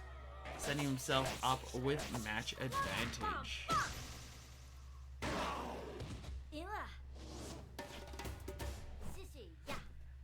Stage picks are up to Frosty now to decide where we go. If Sparring Ring is not banned, I'm assuming we're going to be going there. That said, N-Guy plays Min Min. He also plays Spring Man. And we do see Sparring Ring be banned as one of the options, because if there's one place Min Min generally doesn't want to go, it's probably Sparring Ring. If you get the advantage of Min Min, it can be scary. But there's the problem with the fact that it's really hard to get your dragon arm charged up and ready there because there's just no breathing room. So generally you want to find somewhere with a little bit more space, a little bit more flexibility. And Mausoleum definitely can allow that. He's also got Buster Beach removed because that can be a hot pocket. You can get the dragon arm ready there, but even if you're getting the dragon arm, you don't really want to be in the hot pocket. And it's like aggressive stages work really well for Min Min. That's a big thing to know. Min Min excels in aggressive stages that aren't sparring ring. Because most of them are spacious enough that she gets the Dragon Arm, and then she wants to start immediately pressuring and suffocating the opponent. So something like Via is so good for her. Because she gets a Dragon Arm and immediately is just throwing attacks that cover the entire stage. If she gets knocked down, she's terrified. But also, you have to knock down a Dragon Arm Min Min on Via Dolch. That's an easier said than done scenario for a lot of people. But yeah, so going somewhere a little more defensive, that's definitely going to be a good advantage for Frosty. And defensive stages still work well for Min Min, but it gives more options for opponents usually. And it's not nearly as good for Min Min. But, I mean, it's still incredibly exceptional. There is the Panic Press, and there's a good punish point. And guy does not get to land anything, but we do see a nice follow-up. Here comes a good rush. That will kill. You look at a health difference like that, and you're like, oh, and guy's at disadvantage. Nah, my friend, he has rush. He just has to deflect a single punch with the rush button, and then you get 340 damage, and you immediately win the round. And especially considering Frosty had already expended his rush, he is not, and guy isn't worrying about Frosty coming into this round with rush advantage. You can see right in that tiny corner, anytime N-Guy hits with a charged arm, you can see that triangle going down. It just shrinks ever so slightly. If you need to go back and see a replay, go ahead and do so. But it is, because it is a very slight amount. But it's there. And it has determined matches before. And guy getting a nice poke there, punishing that rush, is going to set himself up with 2-0.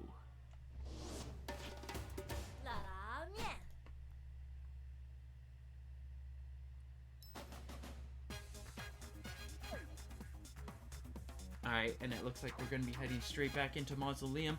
I don't see either party changing up their arms, so...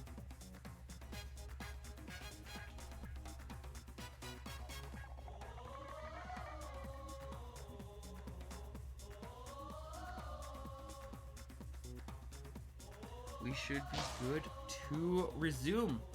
See if Frosty has what it takes to bring things up. I don't know if Mausoleum is... out of the stage options, what would be the best? DNA Lab. Sparring and Buster are banned. DNA Lab would be a go-to. Especially with N-Guy's build.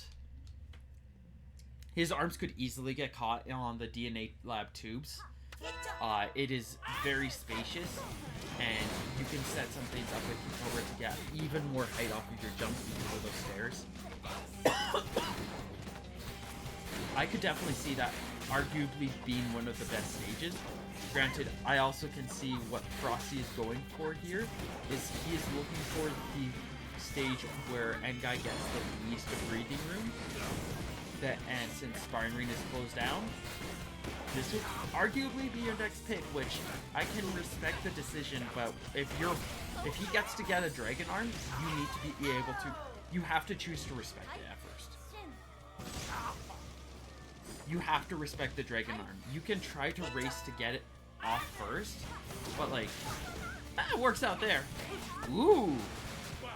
It is a huge risk because it is so easy in those situations to get punished. But if you do land that opening and you do land that stop, we might see one of Frosty's advantage situations. He has N-Guy down at a massive disadvantage, no room to breathe. Finally get that knockdown. We've got that Dragon Arm going. We get the freeze. Frosty is looking for the kill, and he manages to secure it. Very, very impressive plays from Frosty there. That opening grab was huge, but he can't go for it again. Can he? Nope, he doesn't go for it. He just tries to get his charge up. N-Guy does have the Dragon Arm ready, and he has a rush advantage. Though I question if he'll want to swing it out. We do get a Hydra knocked down, which is definitely very important here. Nice block with the Cooler Ray, but he's not going to get any serious damage on Frosty. Frosty managing to keep things safe and defensive. Like, these are plays that would do so well in DNA Lab. Like, it works here in Mausoleum, but if that center platform gets knocked down, like, most of Frosty's plans kind of fall apart. So he has to be so careful. And he is managing to make it work in this situation, which, huge props to, huge applause. Locks him down. That is going to be the kill. Frosty will secure a point. But now it's N-Guy's turn to pick a stage. Oh boy, there's a lot of stages N-Guy wants to go to, and Frosty does not. This is absolutely a pick your poison.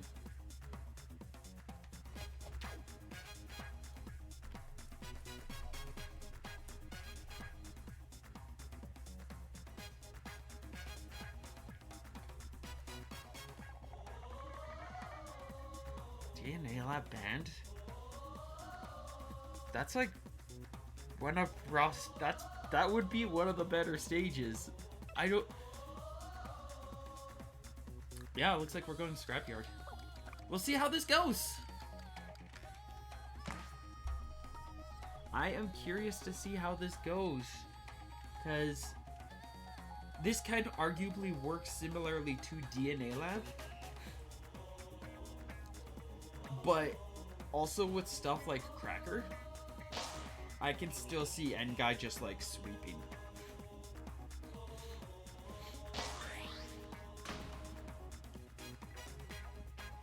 Oh!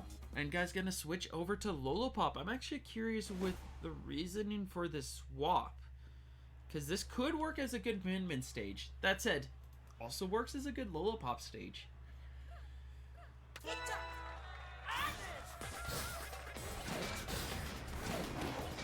A Hydra and Nade coming into the kit, doing some very quick and effective weaving between these two pillars.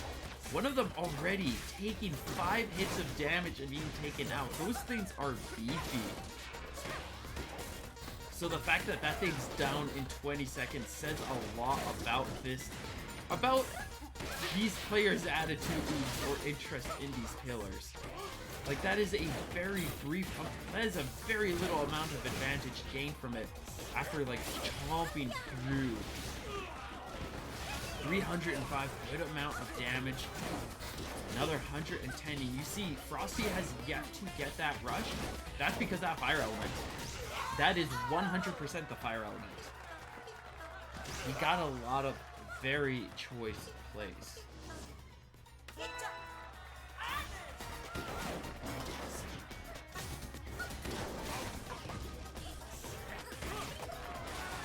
Nice grab here.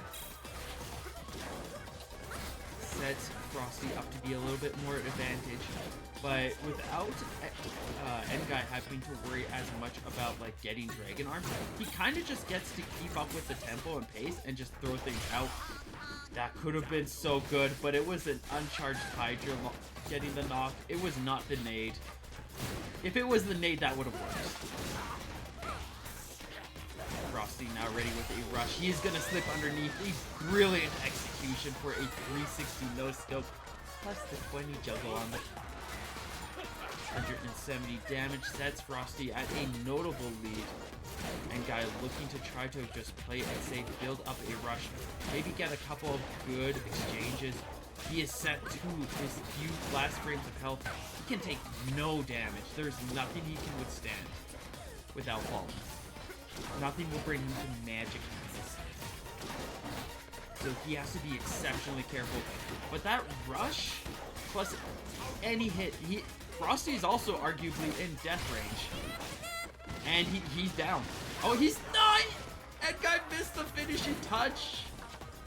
This can go either way, and it goes to N-Guy. One final hit with the nade will close things out. And that means Ngai will be advancing 3-1.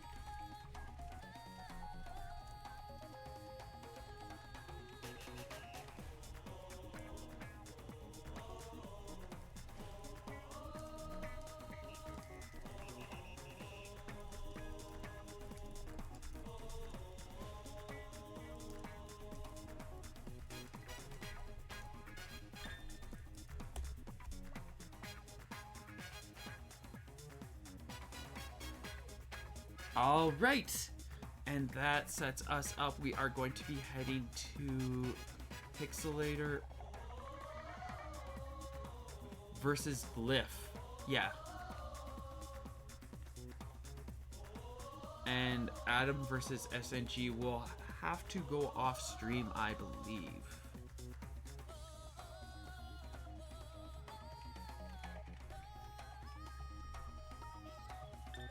Yeah. Alright, cool. So we are going to dive into our winner final match.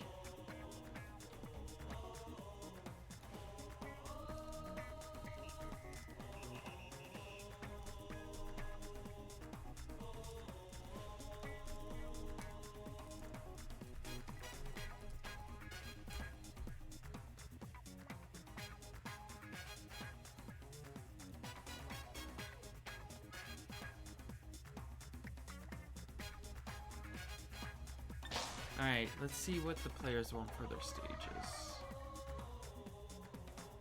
No bans?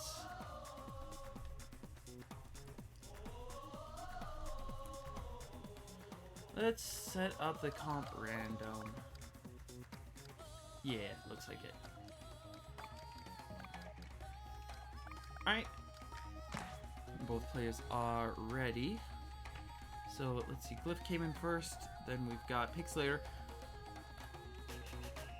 who generally, from what I've heard, what I hear and see from the community, a lot of people tend to look at as the top active player right now. Generally has good results, wins a lot of things. Really, really solid max brass. Has a couple other things up his sleeve as well, including a Kid Cobra. Something tells me this will be a good heated match. But we're all... Oh, he's going hard meta. He is going hard meta with the Kid Cobra here.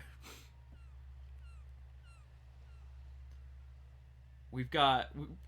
I think the Boomerang's a good call here, because that clapback is one of the scariest clapbacks that can be in this game. Kid Cobra has the largest girth in arms. And what that essentially means is that his arms are bigger than everybody else's. So it's a lot easier to hit, or like, it's a lot easier to hit your opponent, or pillars. But what that means in the case of like the clapback is you get a really big shield. It is really hard to get around. Couple that up with the popper, and you have a shotgun blast with a very strong protection. You basically have a sword and lance, or a shield and lance, and it's like anybody who gets close enough to you, you're blocking with the shield. The shield also reflects, so they might punch themselves, and then you're just jabbing them with this lance from across the field. You really have to ask yourself, what are you gonna do here? There's a couple of things that you can do to contend this matchup. I'm personally a fan of the Slap-O-Mander, but like, it is such a difficult thing to play around. And yes, Kid Cobra is hot. We must remember that. we can never forget, Kid Cobra is indeed hot. Glyph taking this round a lot better than that previous one, has the health advantage. Safe pokes with the popper and Boomerang are just like, he's being very conscious about the fact that that shield is there, does not want to get caught up in it, and just fighting around it as much as possible. Nice catch of the grab attempt there. Again, jump scared. And Glyph is going to be able to get the point.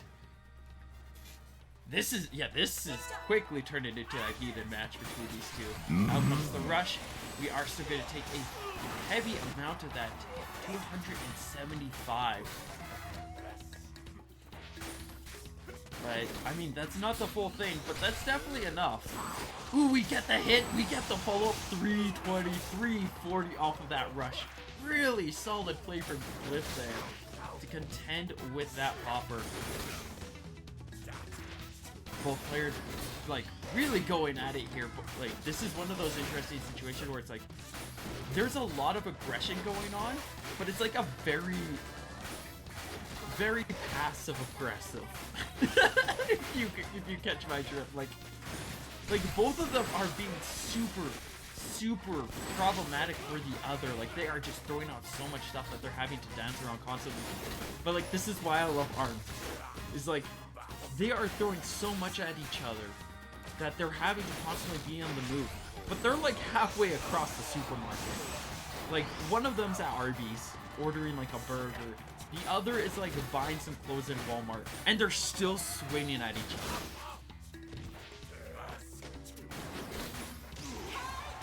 Left manages to get the finishing blow, and that is going to be a point in Glyph's favor, setting up a very important advantage. One is buying clothes at a superstore. It doesn't matter where they are like, one's at Pizza Hut. One's on the moon. They're both like, one of them's in like, what's a fun location? One's in the back rooms. The other is hanging out with Thomas the Tank Engine, listening to those theme songs. And yeah, it looks like Pixel wasn't necessarily too fond of Glyph's hard counter loadout once he got that momentum going. Just those windy effects, just a little too much. Still really good against a character like Master Mummy, but Pixel going really hard into something that makes it so Glyph isn't as rewarded for pokes. And has a little more weight to these actions. Really solid character, really defensive. We've already seen Master Mummy has those shields, or like that health regeneration on shields as well. And the beefiest grab in the game. You feel the weight of that 200 damage going through it. Out comes this rush, a nice... Glyph is just going ham right now. That was a 345. Pixel is on. He can only take an uncharged hit. But he's going to be eating the grab. He cannot survive that.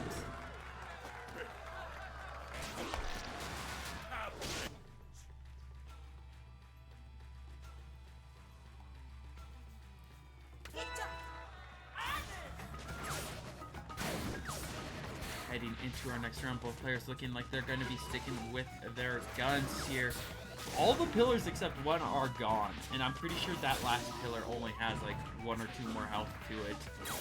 Like, this has just been a brutal brawl. Oh, nope, it had 1 health to it. It's gone now. Fun thing about curve arms also, they break, like, if you break a pillar with a curved arm, that arm keeps going. It is so nice. You can do things with lasers as well.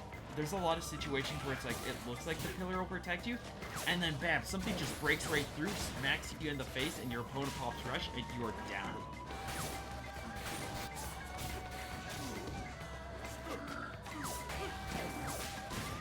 Nice defensive movement from Glyph, just barely weaving through those shots. Wind effect just continuing to push Pixel away, giving Glyph some very needed space, but a 360 no scope on that rush will allow Pixel to stay in the fight. Not get that chakram in time though. Look how close that was. If he was able to withstand like one more hit, that would have been a trade. And then that would have been like a double KO.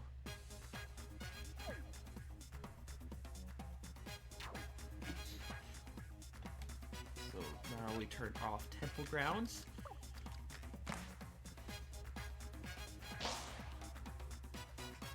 Glyph is going all in on this. Pixel is... Oh, dude, just making sure. Yeah, we're cool. I feel like Pixel's holding back still a bit. Playing around with some other things. I know he's got the Master Mummy just waiting, itching to step back onto the arena.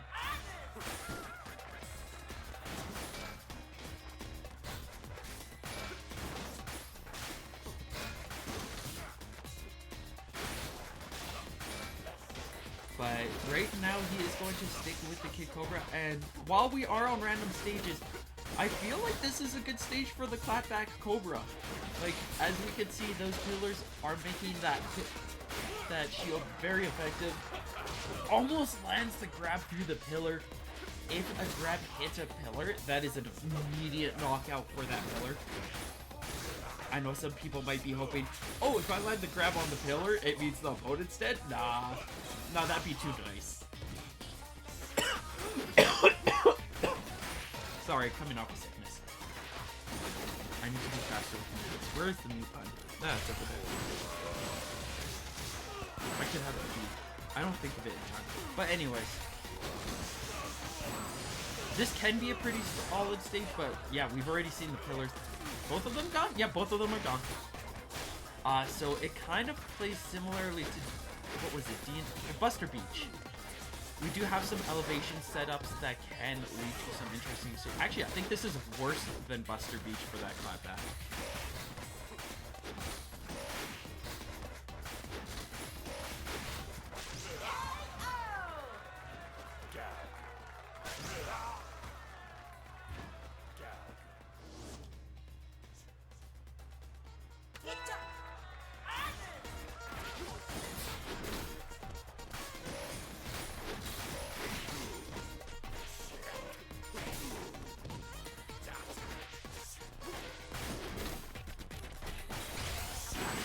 Out comes the rush, but the boomerang says nah!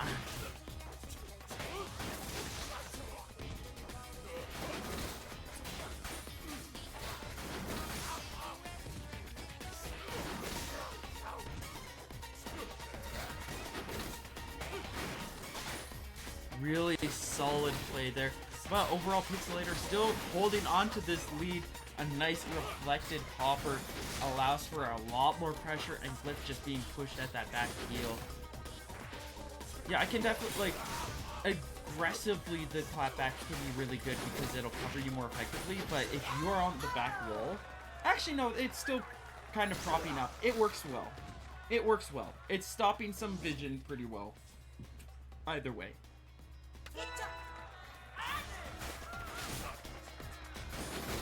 Pixel looking for his first point here.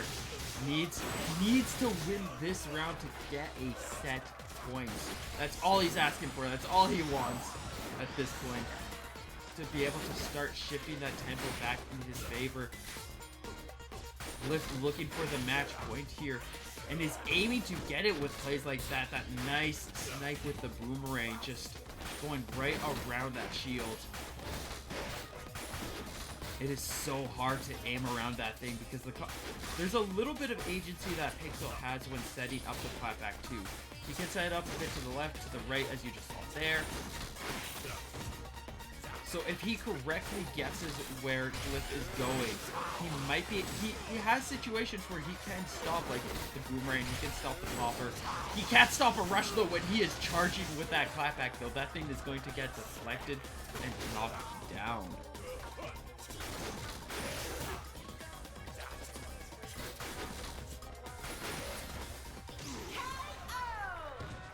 And I do believe that is Glyph landing the finishing blow on Pixel. Glyph will be comfortably sitting on that top position now, 3-0. As Pixel will be having to fight his way from the comeback finals.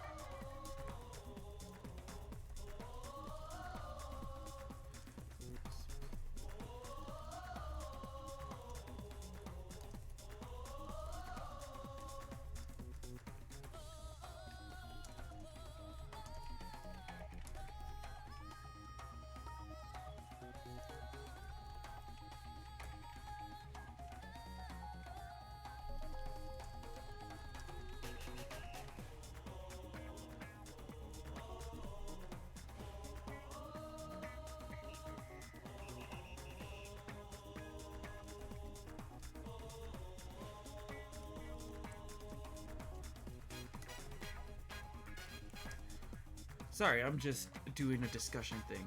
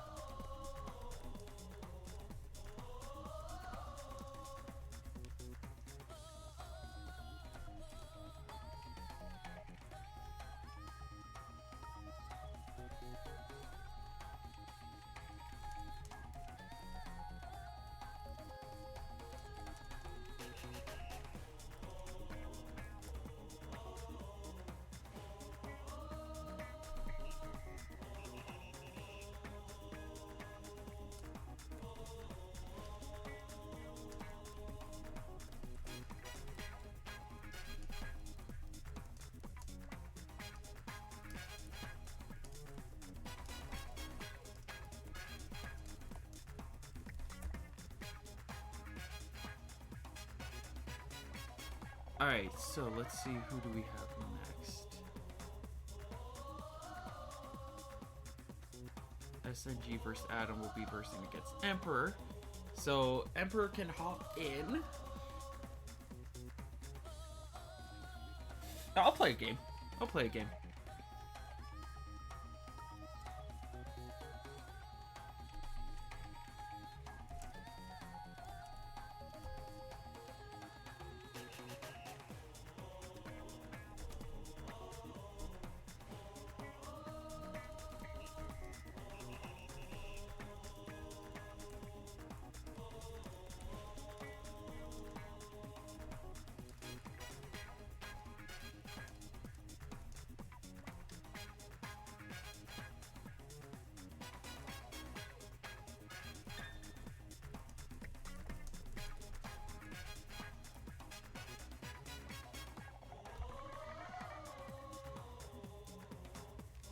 Alright, so if they're going, Emperor, do you want to play?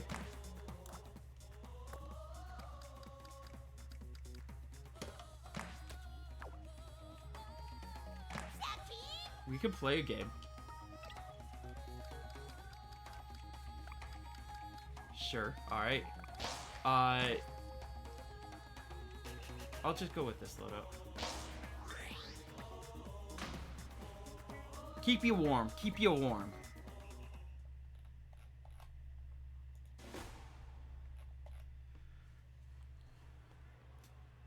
Let's see. So we generally want to do this.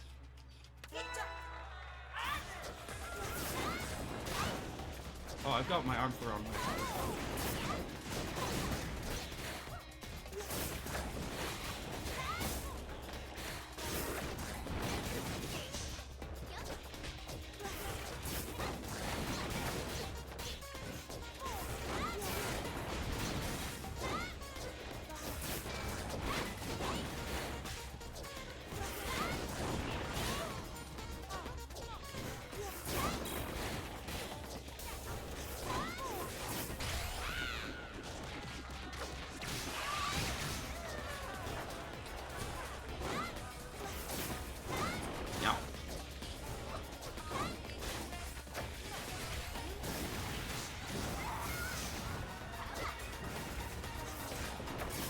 Oh, I win.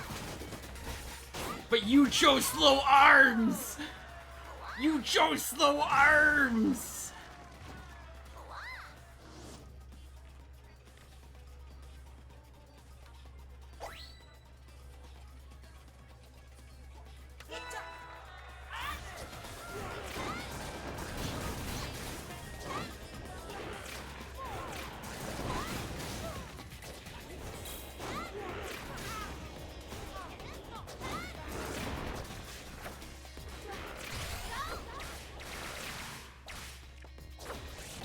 One arm style.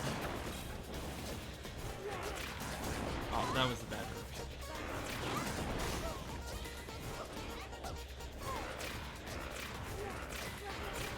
One arm style. You chose lockjaw. I'm slapping you. I'm slapping you so hard.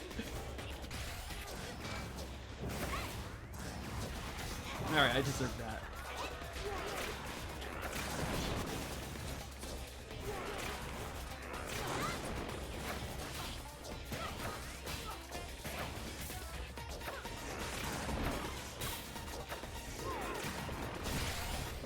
Oh, I got disarmed.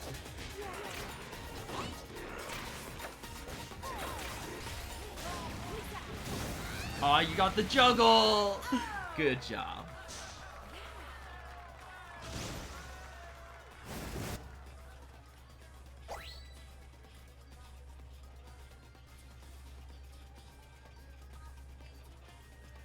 No slapping? I mean, I slapped you hard even then.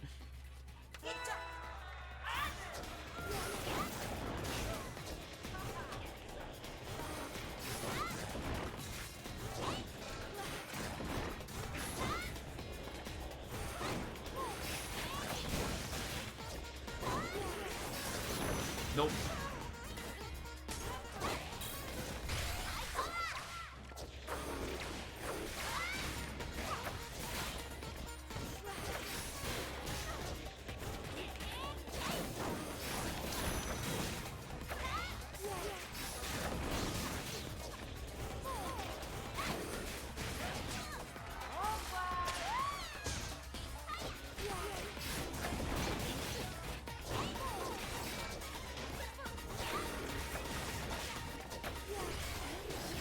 Oh, I mean that.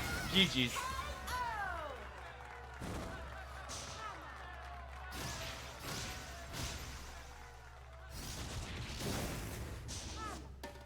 Will that be on stream? Yes. Alright. It is time for us to do our proper match.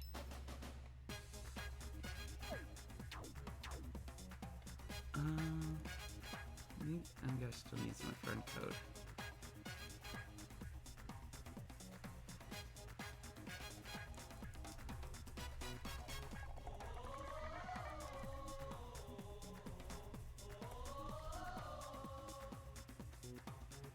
Why didn't you do that?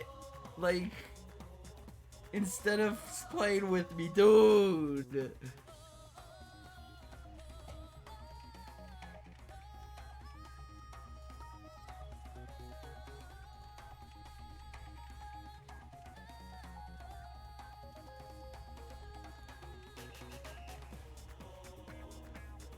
Alright, well, it looks like we have a commercial break or something. Because you wanted to use foil defaults. You used... But you played Twintel.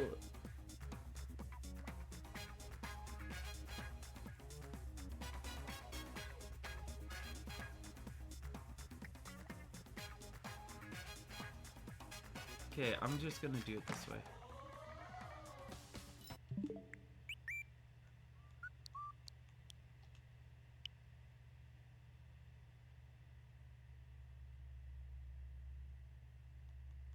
There he is.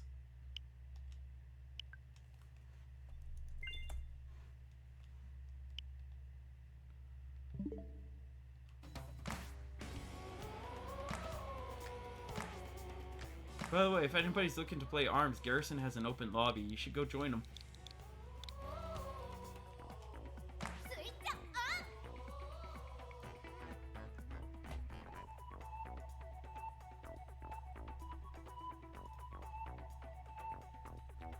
But yeah, what's going on with all your lives?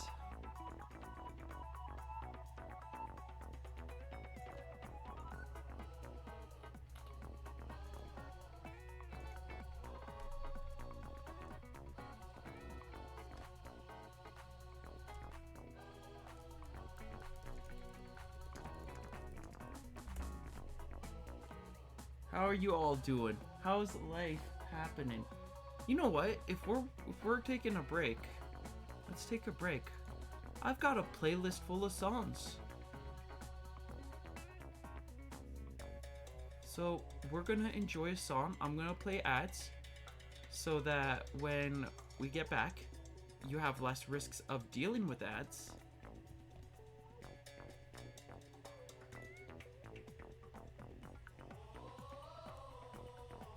And we will be back with the rest of the event, unless... Oh, no, he's already back. Alright, cool. Never mind.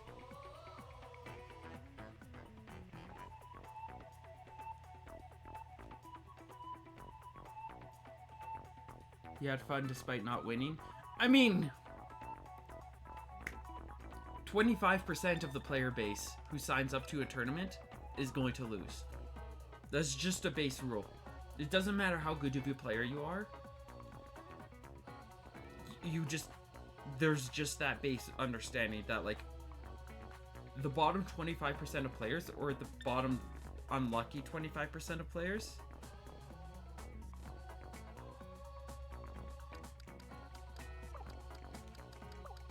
are gonna get knocked out. Like, it's not even the worst players. It's just people who got unlucky, or this, that, or the other thing happened.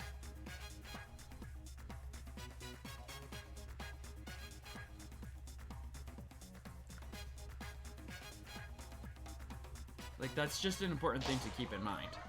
Is like, if it's winners, or if there's no comeback bracket, then half of the player base is immediately removed on the first round. If there is a comeback bracket or a lower bracket, then there's 25% of the player base gets removed. The name overlay handy changed. I don't understand what that means. The handy? What handy?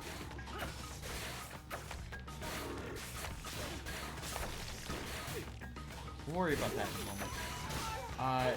So we have SNG taking on Emperor for the semi-final match. Looking to try to advance to the winter finals. Now, hey!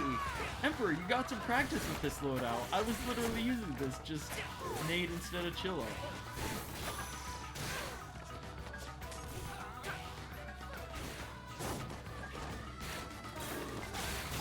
Both players trading for that final hit, but with Emperor being at such low health, it is the name overlay?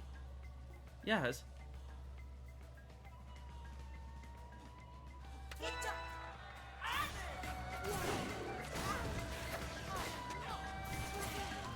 I do appreciate the heads up though. I changed it just as the match started.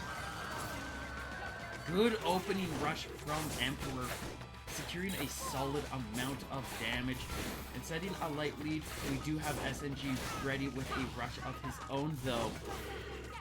And he is likely looking for that chance. Ooh, good shock into grab. Hard to land unless you are at such a close range, but fortunately for Emperor, these two are very close and personal with this fight. Nice catch with that block. The shield is going to be broken, but I mean, a broken shield's better than eating that full raw.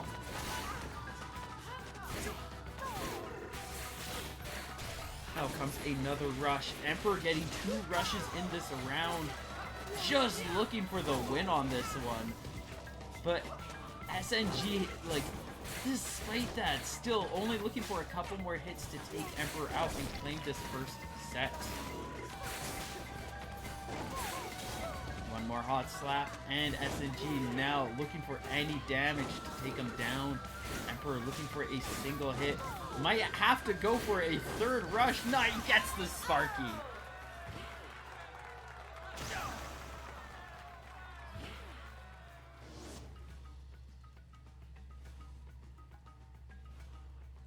Nicely hit, nicely done. And that brings us to 1 apiece. Both looking to claim their first set points. Quickly heading into the fire and has his rush ready. That Ram gonna knock him down. Emperor now ready with a rush of his own.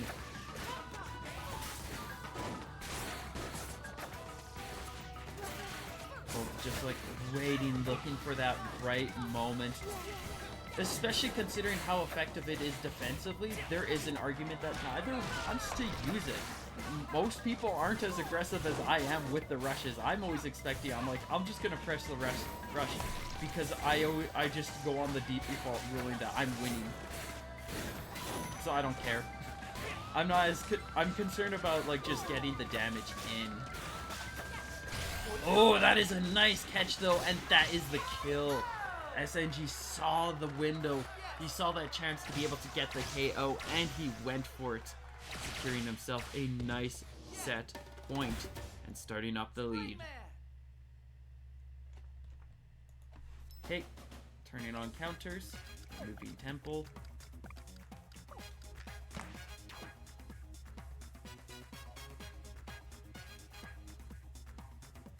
But that chili is a banger. Oh, I can imagine. Good chili is good.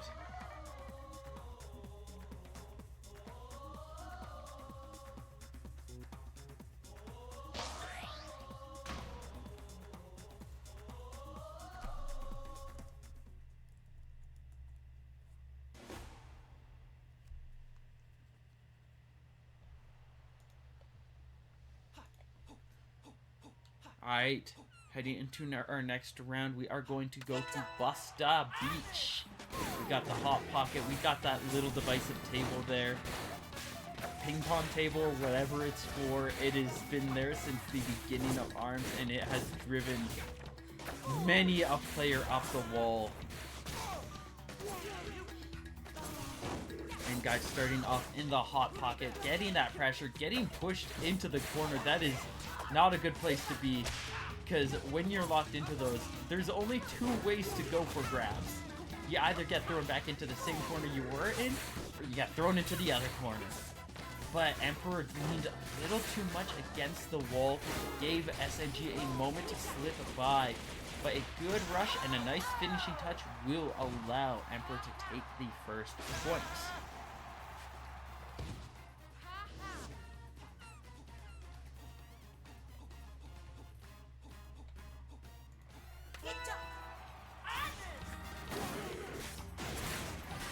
Heading into our next. So yeah, that's actually an interesting thing about this stage is because of its asymmetrical design and like the desire for them to try to make it balanced-ish. One player starts on the high end, one player starts on the lower end. Actually, it looks like a Siki. Oh my shit. This stage is a Siki.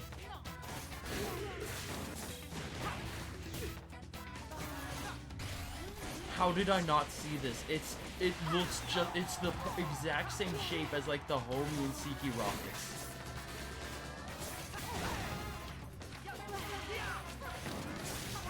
I can't believe it.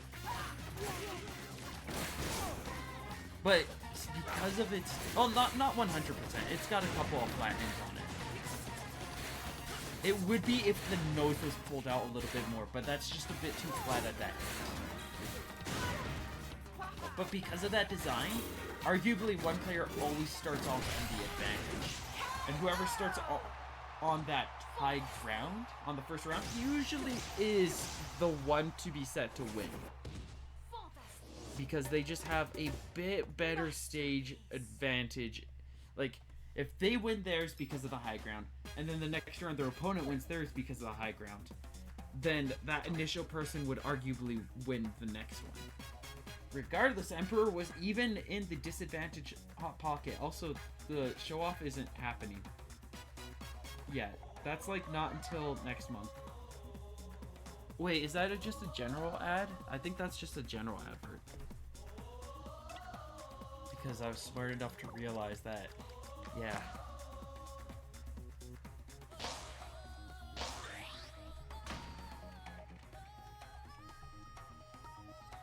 But yeah, that's something that is worth keeping in mind for a lot of players. Is like how you're going to handle that stage design. Fortunately, this is a stage that doesn't necessarily have that as much, but it is still it has its own problems. It is a very, very aggressive to like the fullest extent. Yeah, no, this is just a. That's just a general advertisement. Oh, I like how it looks. They did a good job with it. Like, as I said before, like, there is very little breathing. When you get knocked down, you try to roll anywhere, and you're probably rolling into a wall or corner. Nice call for a rush. I think that's going to be a break. We get a little bit extra. Doesn't get the finishing touch just with that amount of pushback being so intense. Really interesting touch that I like about this stage is the fact that, like, while you can't walk onto those little corners to the left and right, curve arms are allowed to freely move through them. 335, a grab would kill here. And it does! Emperor with a really nice catch there manages to claim the first point of this set. With the score at 1-1, both are very, very determined. I can imagine, like, the determination to get this 2-1 advantage is very high for both parties. Ooh, this is a good shield break chance. Does he go for it? Oh, Emperor trying to break free, drops his guard. So N doesn't get the shield break, but he's gonna get the full 300 off of that. Emperor will be recovering, gonna quickly try to charge up a rush of his own. Two nice hits with the rammer and pushes N-Guy back against his own corner. Sees a chance for the rush. Nicely deflecting that Chilla, and that evens the score. N-Guy just, like, you can see the hesitation. He's been grabbed a few too many times, and he does not want to be grabbed again. Quintel is just that scary. Nice 1-2, and guy just, I think he wants to go for a grab. I can feel a grab is what he might want to go for. But he's going to stay with the nice, safe boxing. Shield is getting chipped down, and Chilla will finish Emperor off as that dancing can only take you so far.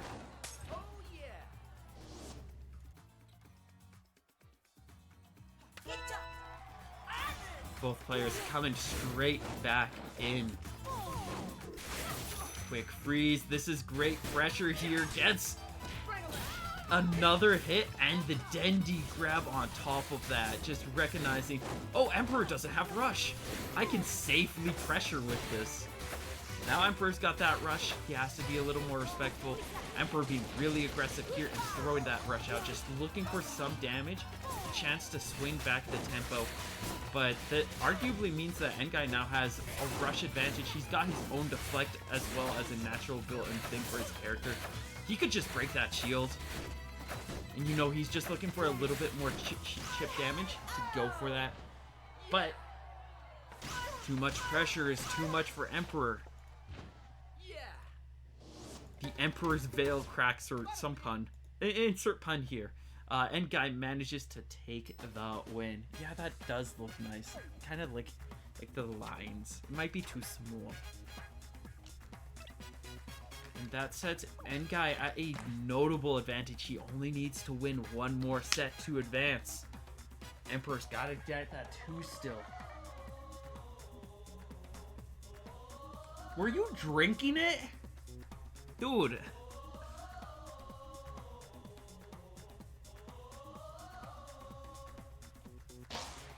Alright, we've got the stages banned.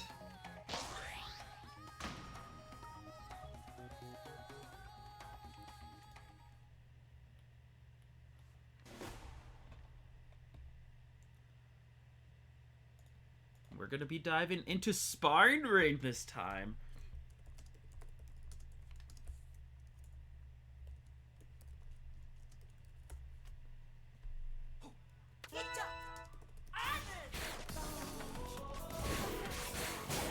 We are quickly diving. Oh, that was aggressive charge in.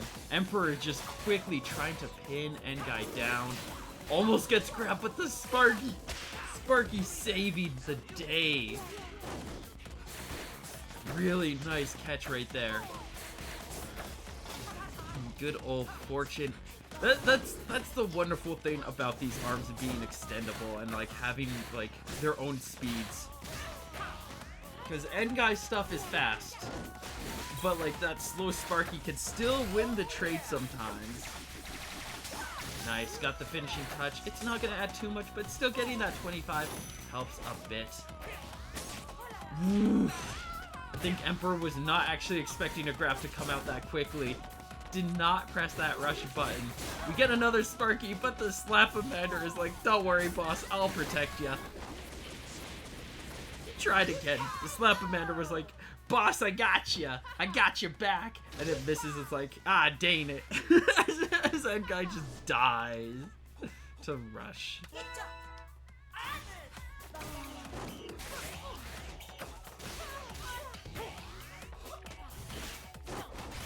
Out comes the rush. Oh, he got such a good knockback on that. Really good opening.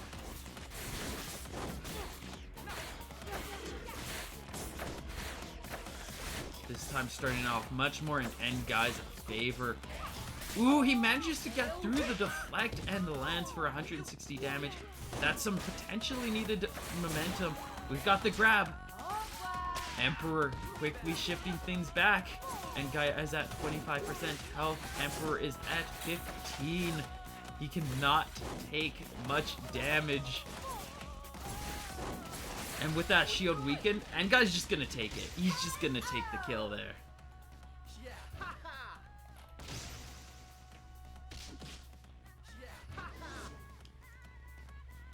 Final round, final set, or match point for N-Guy. This is just to even the score for Emperor. He's got the advantage rush though, and he is going to go for 325 damage. Sets himself up with a friendly tune. He definitely wants as much lead as possible, but N-Guy just getting these quick pokes and slaps has immediately set himself back in contention, and he's almost got his rush ready to boot. You know he's looking to chip some arm damage again. There's a weakened shield. I say just go for it. Yeah, he gets the full Mander rush off of that as it connects just as the shield breaks. That is huge. Nice. That was so well timed. $5 says that wasn't intentional.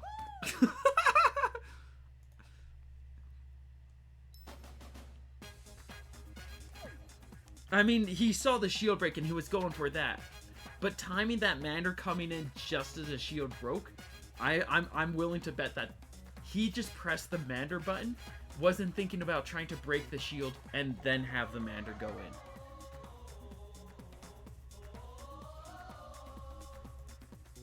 Because people don't think about that.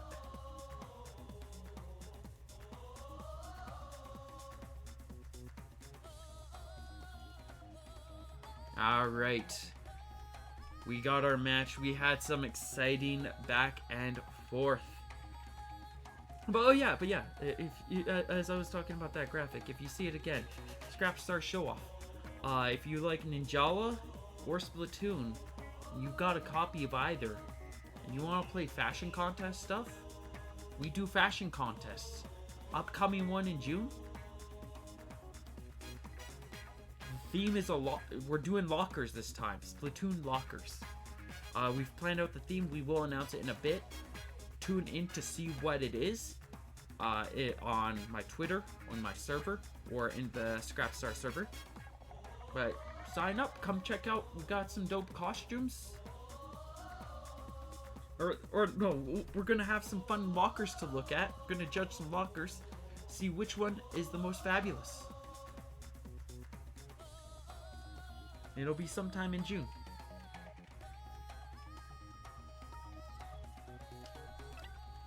Let me get the stages set up because we are heading over our merry ways to comeback finals. This is their chance to come back, bring things back from the depths to try to take this tournament. Make sure to stay hydrated. Thank you, Emperor. I will enjoy that hearty, healthy beverage known as water. As in, what are you talking about? I am so healthy. The healthiest. I am the healthiest.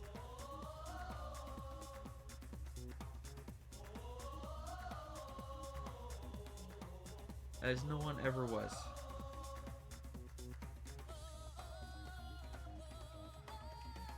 So we are just waiting on Pixelator to join up.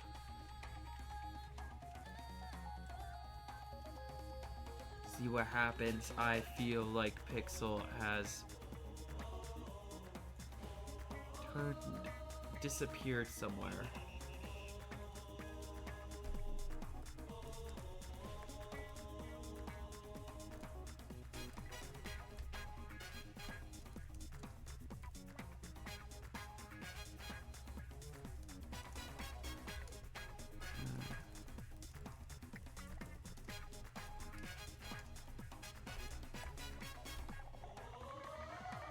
Alright, I'm gonna vote while we wait for Pixelator to exist.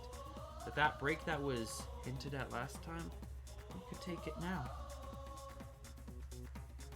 We could take that break right now. What do you all think? How you all feeling? You want some more arms? I mean, you obviously want more arms. We'll keep going with the arms. We're not disappearing. We're not going away.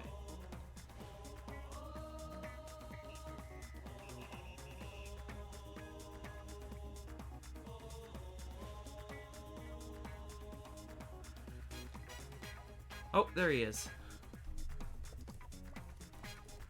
Alright, we still don't get that break. We'll just finish this up. If he's here... And let's see who is left. Glyph. Glyph, you're still here? Yeah, you literally said lol not too long ago. So we have all our people here.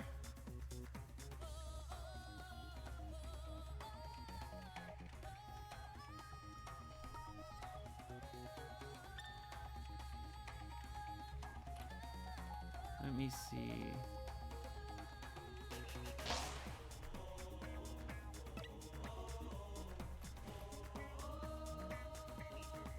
Where did he say?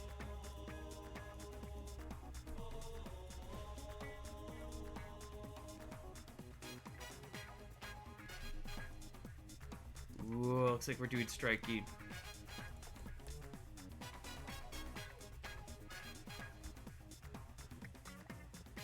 We are not playing.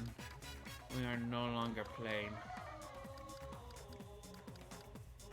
You want to avoid scrap?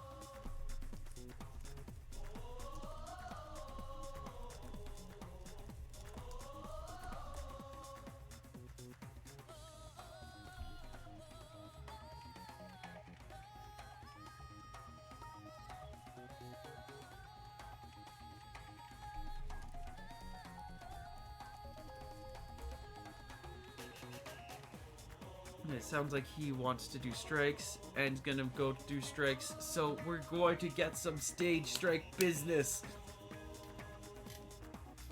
We're at comeback finals. It's time to take things seriously.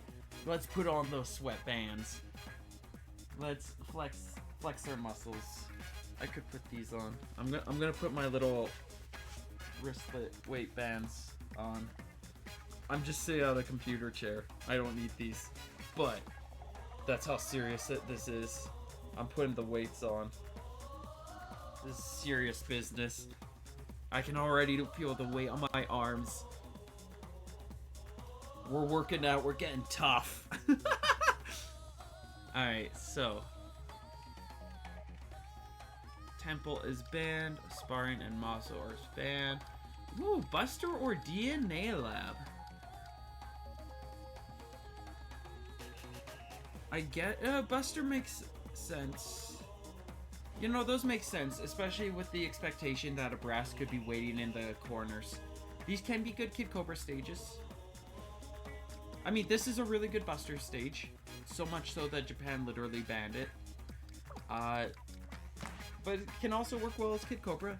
We can see some interesting stuff going on. So I am curious to see how this turns out. Pixel has a lot of options to go with here, as does Ngai. With that said, we are ready for our comeback finals match. Winner or loser settles in on third. Winner gets a chance to take first. Buster Beach going in. We've got Kid Cobra.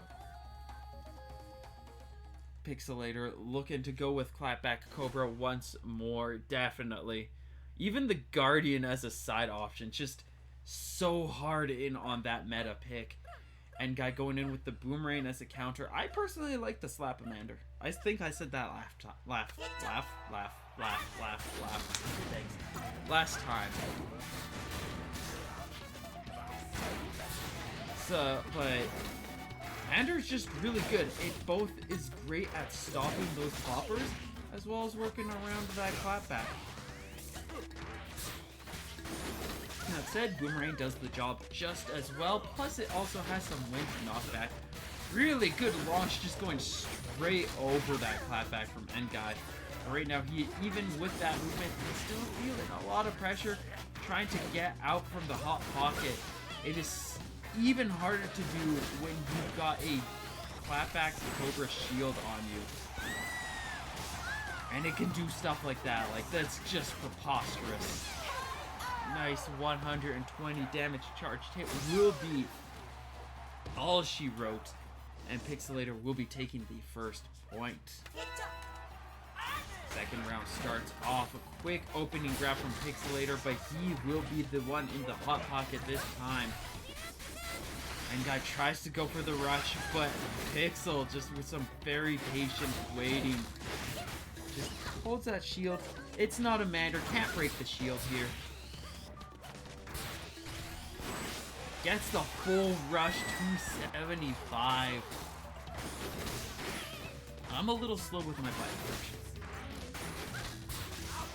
I need to be better. I need to be more on top of my camera. I'm sloppy with this camera. I haven't been sloppy this entire time. It's time for me to step it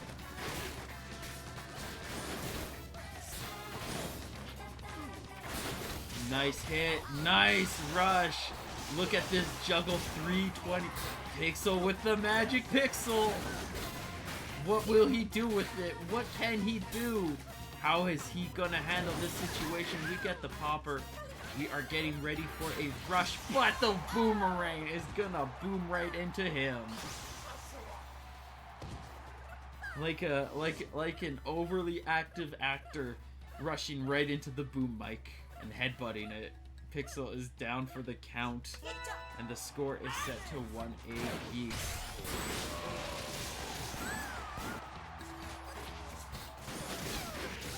Great opening from Pixel, quickly taking N-Guy down to 50% health. Or 55 more appropriately.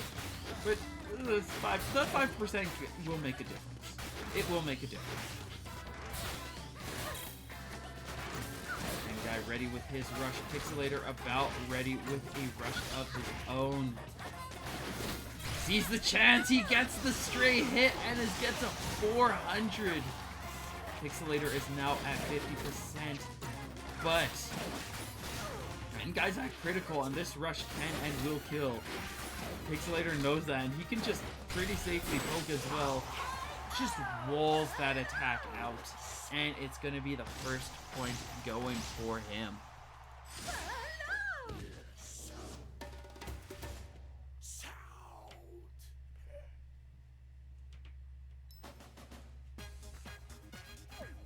What would be a good emo for Kid Cobra?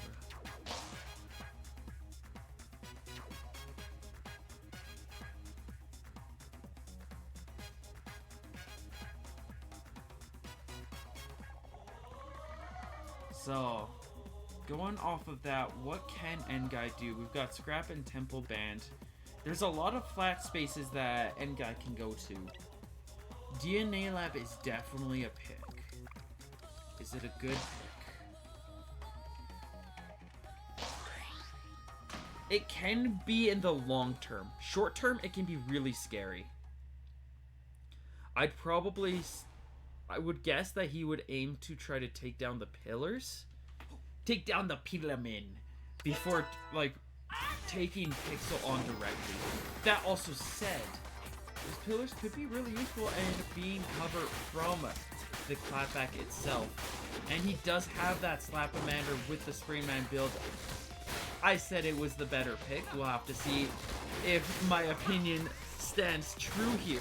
We are seeing it already doing some good work,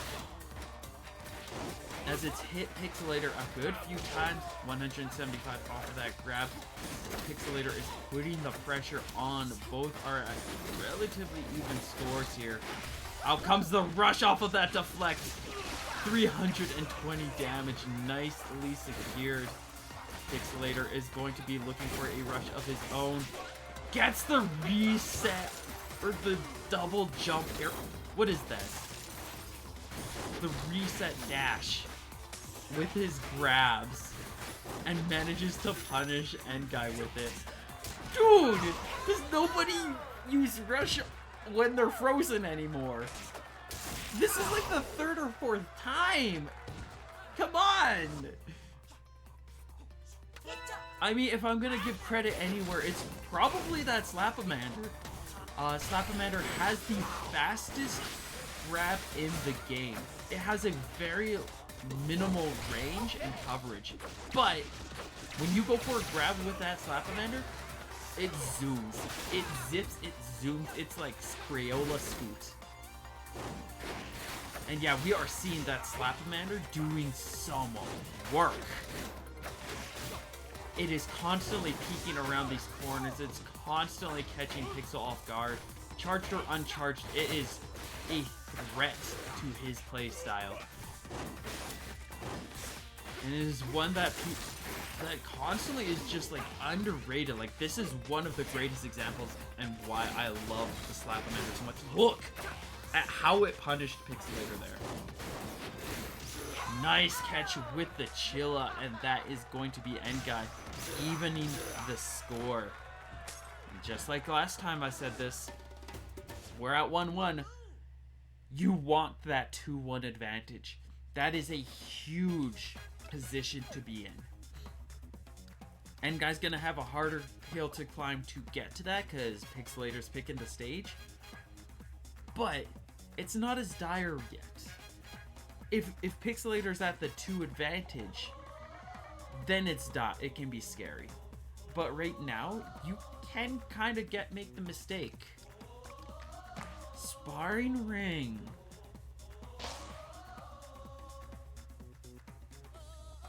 if he's sticking with Pig Cobra... Nah, he's going Master...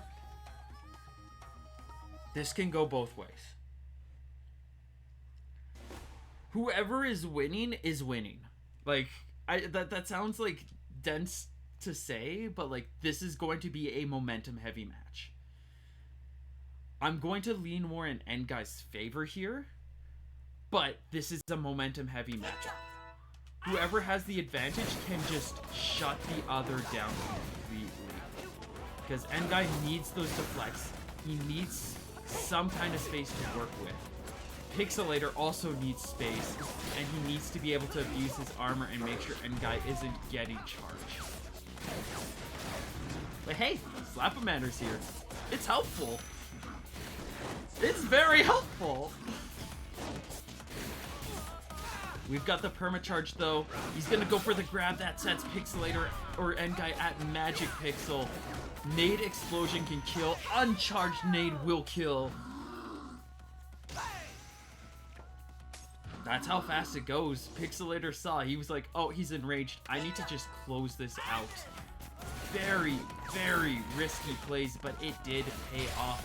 And now he's going to quickly lock Ngai down into the corner. 350 damage. Likely trying to bait that rush out here, but a hot slap to the backside allows Ngai to keep pressure, keep some breathing room. Ngai really struggling to get room to be able to do much of his strategies here. He is getting some good pressure. We get a nice slap there. Good call with the rush here. He had to go for it or he was going to lose the exchange. A little too aggressive, I feel like. He needs... If he went a little bit more on those deflects. Oh dear. Oh dear.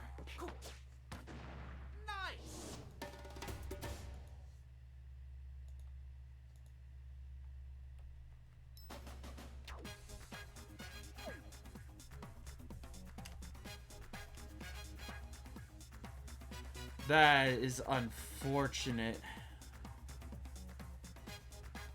We had ourselves a DC.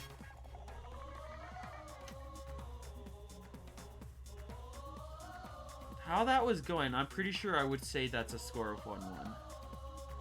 Or it'd be reset the whole thing.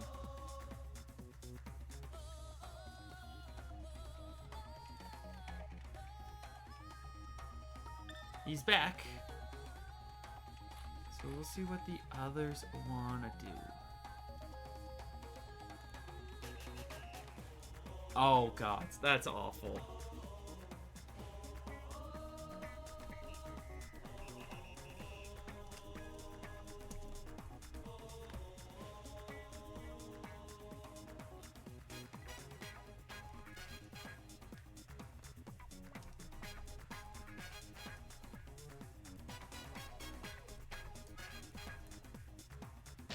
Okay.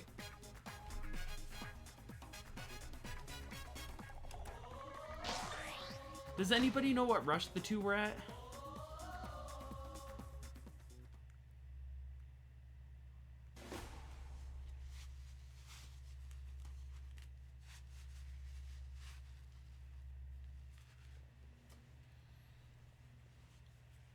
Because that could be pretty helpful.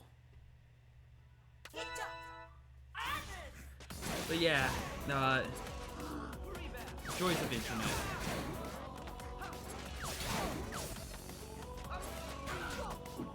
Lamford. Don't remember who had rush advantage.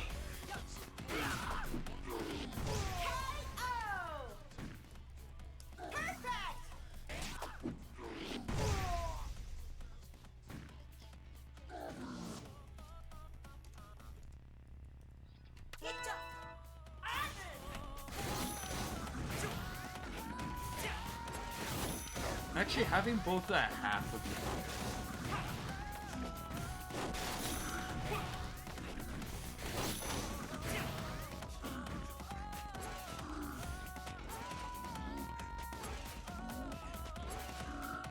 Half rush would be fun.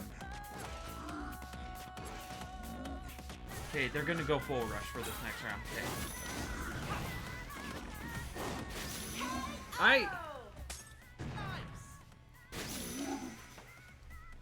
This is for the 2-1 advantage. Both players will be coming in ready with Rush.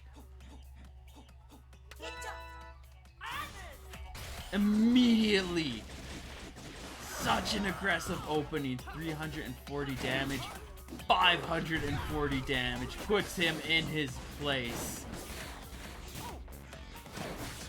640 damage. And Guy is at a fraction of his health compared to Pixelator. We get the freeze, we get the Mander, we get 295, we get the juggle. A nice slap covers that high ground, and we get the deflect for the grab. And Guy immediately turning things back. Both about the same on Rush, but that Slap-O-Mander is slowing things down.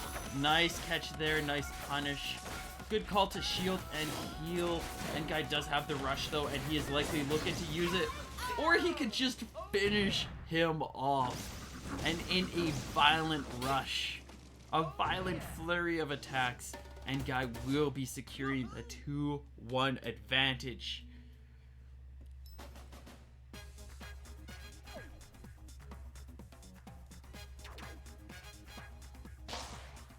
I get the play, I get the call, but when your opponent has Rush as well, unless you are that confident that you can steamroll your opponent even after they've used their Rush, or you can block it. Like, so the strategy that Pixel was doing there would arguably, that's a strategy I like to do.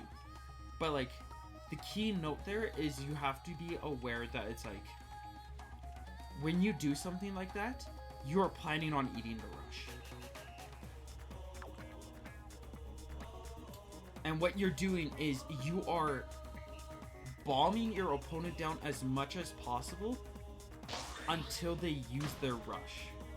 Because you just want them to feel like they have to use the Rush so that they can't use it the way they're wanting it to.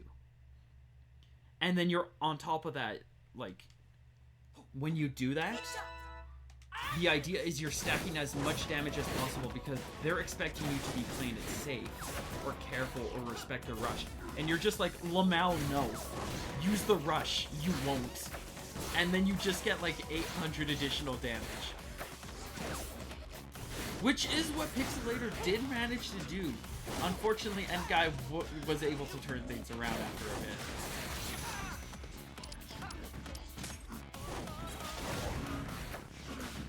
See, this is why I love Slap-O-Mander. Just look at how good it is. Nice 360 rush. But like, this Slap-O-Mander is causing Pixelator so much trouble. Manages to get the Chakram hit, gets the KO. But like, we are constantly seeing, just in the middle of exchanges, random situations where it looks like it's like, oh, it's just over there. And then he gets knocked down. Like, Pixelator has to be so careful around that thing, and it is such a hard arm to be careful around, because you don't even see it and it's knocked you down.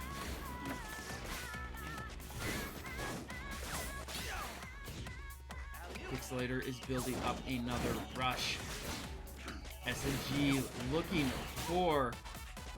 He's just looking to keep this pressure going. Struggling to find his place, though. Here's a good rush. 350 damage, but Pixelator now has his rush. And this is where you can just go balls to the wall. Abuse Mumford, weight, energy, wrath. Deflect that. And Guy dodged so much of that. Oh, nice boxing on Pixel's side. Just really determined to break out of that freeze. Gets a grab. But I don't think that was a good grab, actually, because now N-Guy's at 250 within range. He got really greedy with throwing out multiple grabs. And that is going to be a trade that N-Guy barely makes it out of. This is match point. If N-Guy wins one more time, he's got rush advantage, then he will be advancing. He can arguably steam plow this if Pixel is not careful, because those charged Slapamanders will just prevent him from charge rushing.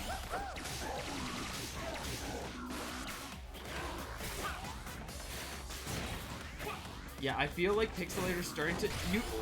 I can smell the desperation coming in. He is just throwing out grabs. He is trying to fear this man, and he's starting to walk into these deflects that Springman has, allowing N-Guy to just have an even easier time just outboxing him. Like, N-Guy's getting better at his tempo. Pixelator is losing his pace. Not really going for these confirms nearly as much, and he's just throwing blind grabs. Here comes another. Here comes another? Nah. But whenever he's in the air, he's just starting to throw out grabs willy-nilly, and N-Guy's like, oh yeah, I see what you're doing. It's not funny, bro. I'm gonna kill you.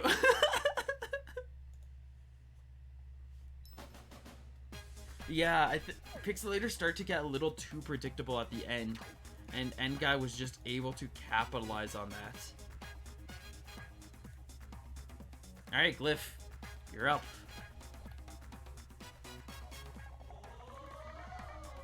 Coming in for Grand Finals, we're gonna have SNG making it all the way back.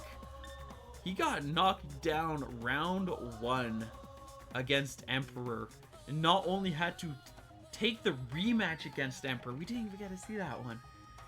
He had to bring that back. He had to take Pixel down. He had to take Atom Brain down. He had to take Frosty down. He's had to go through the gambit of people. Of people. Of people. Great words. Great words. To bring himself back. But here he is. And what better way to celebrate Grand Finals? Random. Bunch of goobers. Y'all a bunch of goobers.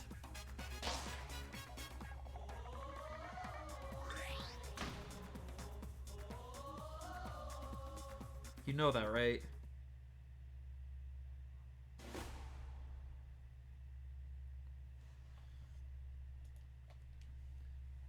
Alright, here we are. Glyph going in Popper Boomerang to begin with. And guys, sticking with the Spring Man.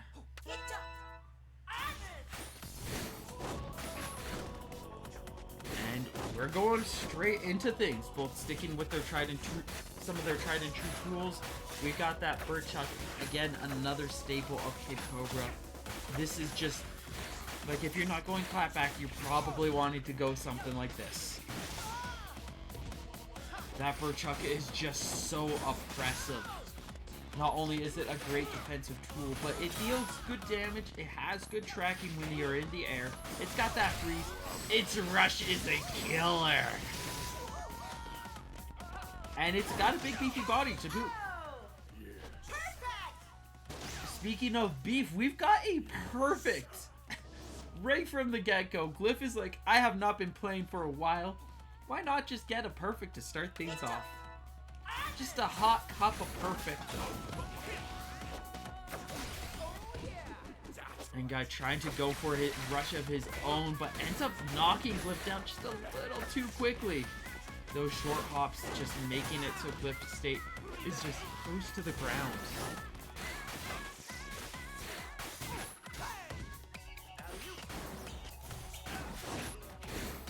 This is one of those matchups where it's like, because of that Bird Chuck, if you're not lining up your Slapamanders right, it can become really hard.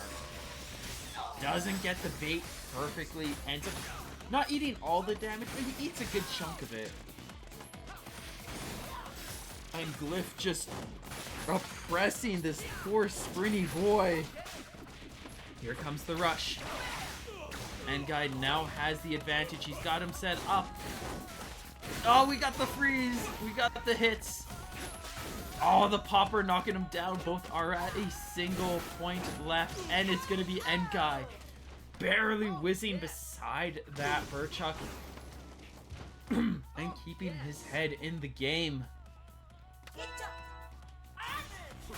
Quick opening from Glyph, just blasting him down 200 damage away, and a grab! This man is out to kill. He is not here to play. Again, is am I jinxing it? Nah, and guys got this. And it is time to turn the tides, and guy, please. Glyph's only at 75% health, you're at 25, you gotta do some damage. Nice 1-2 combos.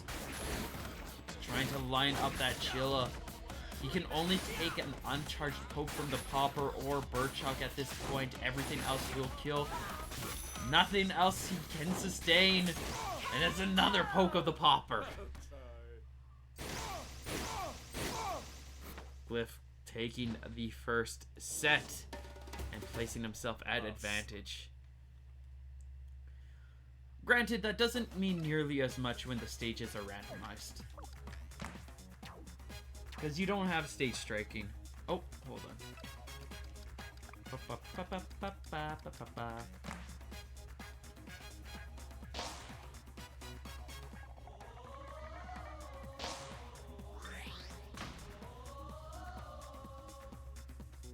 Heading into our next stage, we are going to Mausoleum.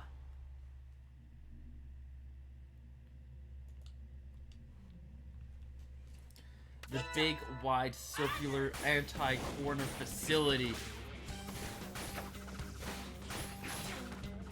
We're starting off hot, going... Why do I say hot? He's got the two things that do anything but heat. I kind of want to eat him.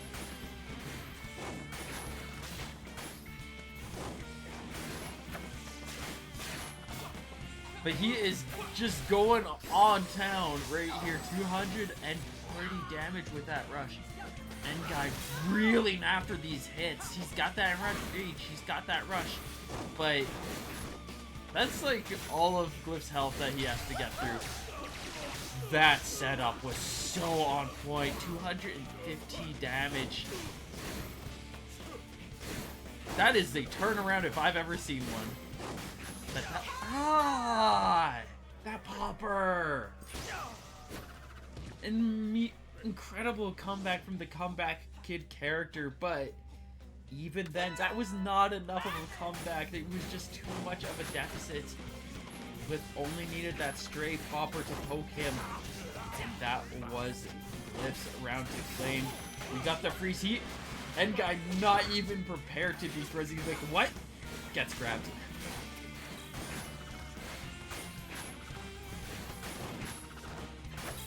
Rush ready, both coming in. Glyph gonna try to power through, but unfortunately for him, and guys just ready a little bit faster. We got some trampoline shenanigans going on. Look at him bouncing.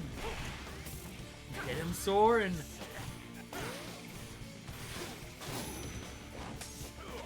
Glyph really trying to take advantage of that trampoline. Full willing and aware.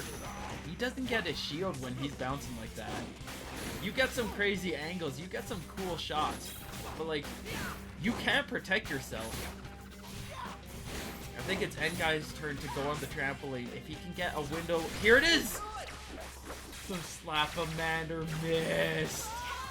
Oh! You know he's cringing after that one. That hurt. That was the moment, and the Mander's just like, I don't feel like it. If there's any disadvantage to Slap-a-Mander, it's that a rush can struggle to hit. It should have hit there. It didn't. That's how you get sad pandas. That's what causes sad pandas right there. You ever wonder? Well, there's your answer.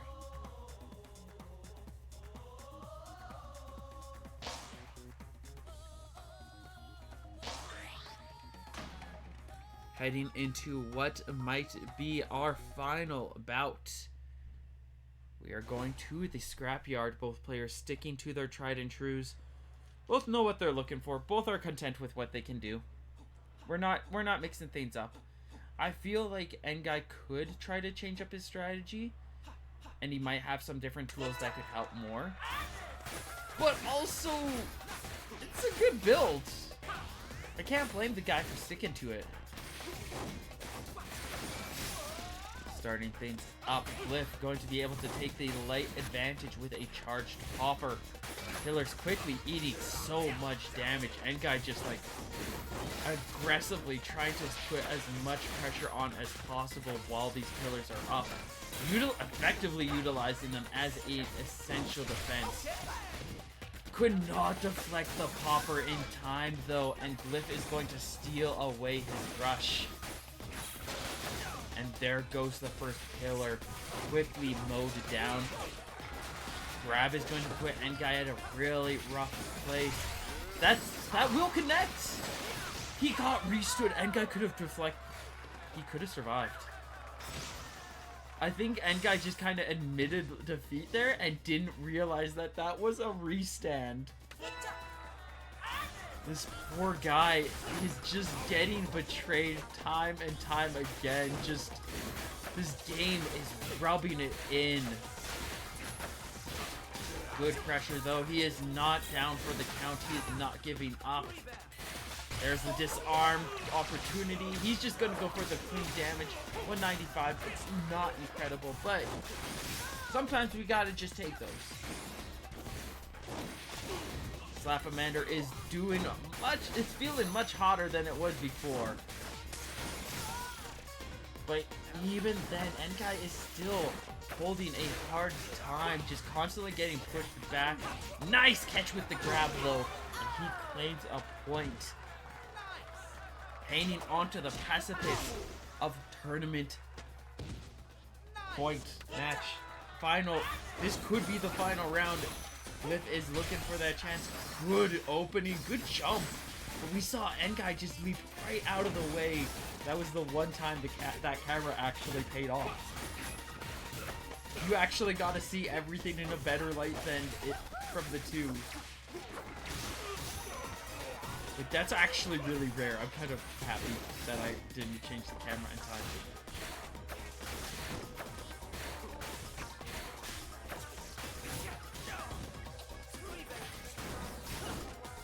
Ngai holding on to a sizable lead right now, but this is Glyph's match to win right now. He has the advantage. He's got the ice chain. He's going for the rush. Ngai can take, I think, a charged popper. He'll die to a grab, but everything else, now everything will kill him. Alright?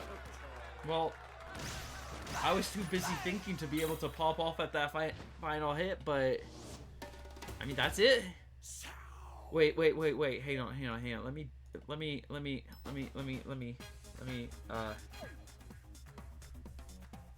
hold on.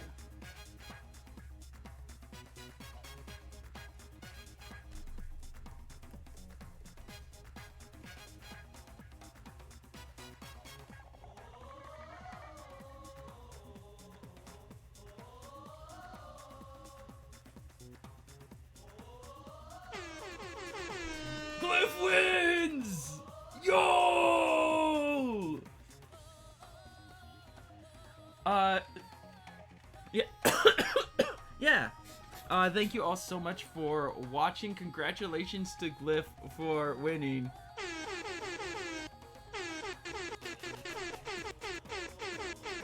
Okay, I'm gonna stop that. Oh. Congratulations to Glyph for taking first place. Congrats to Ngai for a well-earned and hard-fought second place. Pixelator to third. And everybody else for participating. Thank you all so much for watching. Much love to Loss and Frosty for hosting this event. And yeah, thank you all for letting me stream this. I hope you all had a good time. I will make a highlight of this, put this onto my YouTube so you all can check this out later. stay tuned for June, as next time you see me is probably going to be for the Scrapstar show off. We're going to be looking at some fancy lockers if y'all want to take a look at that. The graphic reminding you details right here. Look at that. Look at that. Occurs bi-monthly. June is the bi-month. Prizes. The fashion contest. This one's gonna be the Splatoon. You see Ninjala characters there. It's gonna be Splatoon. Ooh, do like a half once I get the graphic for that. I need a new graphic because the cast has changed too. We'll get to that eventually. Let me know when VOD is up. Will do. But yeah, thank you all so much for watching. I hope you had fun. And I will see you all next time. Ciao!